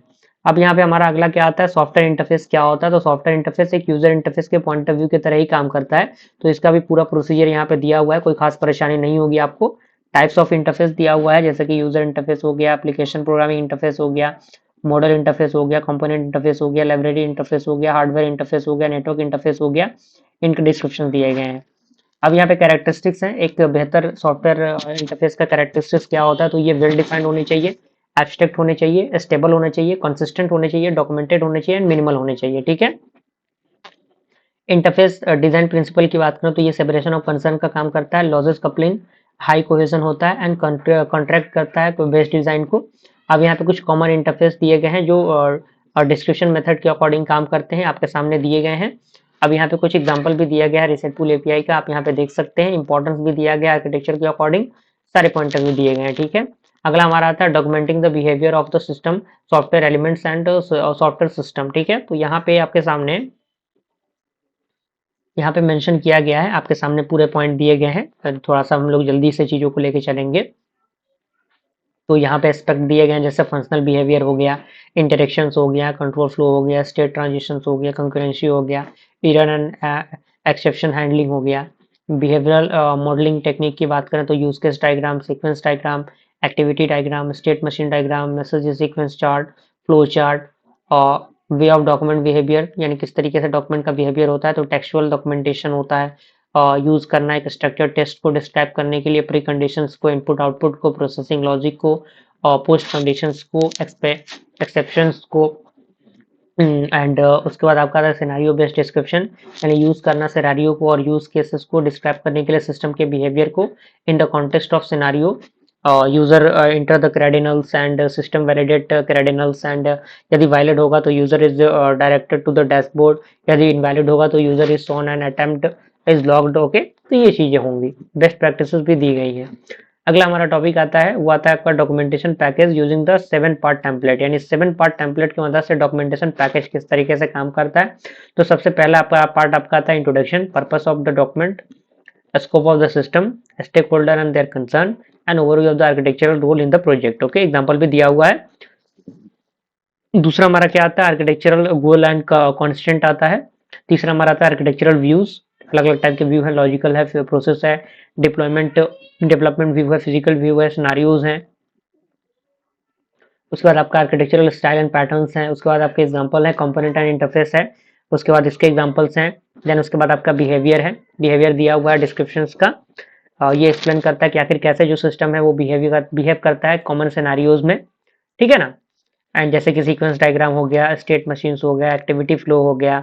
ये इंक्लूड करता है एक्सेप्शन हैंडलिंग को, कंकरेंसी को, और जो आपके फैलोवर होते हैं उनके अकॉर्डिंग एग्जांपल दिया हुआ है। ड्यूरिंग अ बुक चेकआउट, तो यूज करना एक रिक्वेस्ट चेकआउट को, सिस्टम चेक अवेलेबिलिटी को, अपडेट करना इन्वेंटरी को, और ट्रांजेक्शन लॉग्स को कंफर्म करना यूजर से। ठीक है। 7वां नंबर हमारा क्या आता है, आर्किटेक्चरल रेशनल आता है, जो कि एक्सप्लेन करता है कि आखिर क्यों स्पेसिफिक डिसीजन वेयर मेड। तो पहला आपका आता है trade off the considered and alternative evaluate and reason for rejection, impact करना डिसीजंस को ऑन क्वालिटी एट्रीब्यूट, एग्जांपल भी दिया हुआ है। And at the last point आपको ये समरी टेबल पता होना चाहिए। ठीक है ना। तो ये सारे पॉइंट ऑफ व्यू हैं, और इसी के साथ हमारा जो सॉफ्टवेयर आर्किटेक्चर का वन शॉट वीडियो वो कंप्लीट हुआ। आप इसको अच्छा रिस्पांस दिखाइए, ताकि जल्द ही हम लोग अगले सब्जेक्ट के वन शॉट वीडियो को लेके आए। और थोड़ी सी चीजें इधर उधर हो गई होंगी तो इसके लिए मैं दिल से माफी चाहता हूँ। मैं नहीं चाहता कि आपका ज्यादा समय कंज्यूम किया जाए, मैं चाहता हूँ कम समय में आपको बेहतर से बेहतर चीजें प्रोवाइड करा दी जाए। ठीक है। और ऑल्दो हमने प्लेलिस्ट के माध्यम से सारे वीडियोस को, सारे टॉपिक को बहुत अच्छी तरीके से, बहुत आराम से हमने पढ़ा के अपलोड किया हुआ है, आप उनको भी देख सकते हैं। और जल्द से जल्द चीज़ों को कंप्लीट कीजिए। नोट्स वगैरह भी अगर आप एक्सेस करना चाहते हैं तो आप टेलीग्राम के माध्यम से डायरेक्टली मुझसे कांटेक्ट करके नोट्स को एक्सेस कर सकते हैं। मिलते हैं फ्रेंड्स ऐसे इंटरेस्टिंग वीडियो के साथ, तब तक के लिए थैंक यू।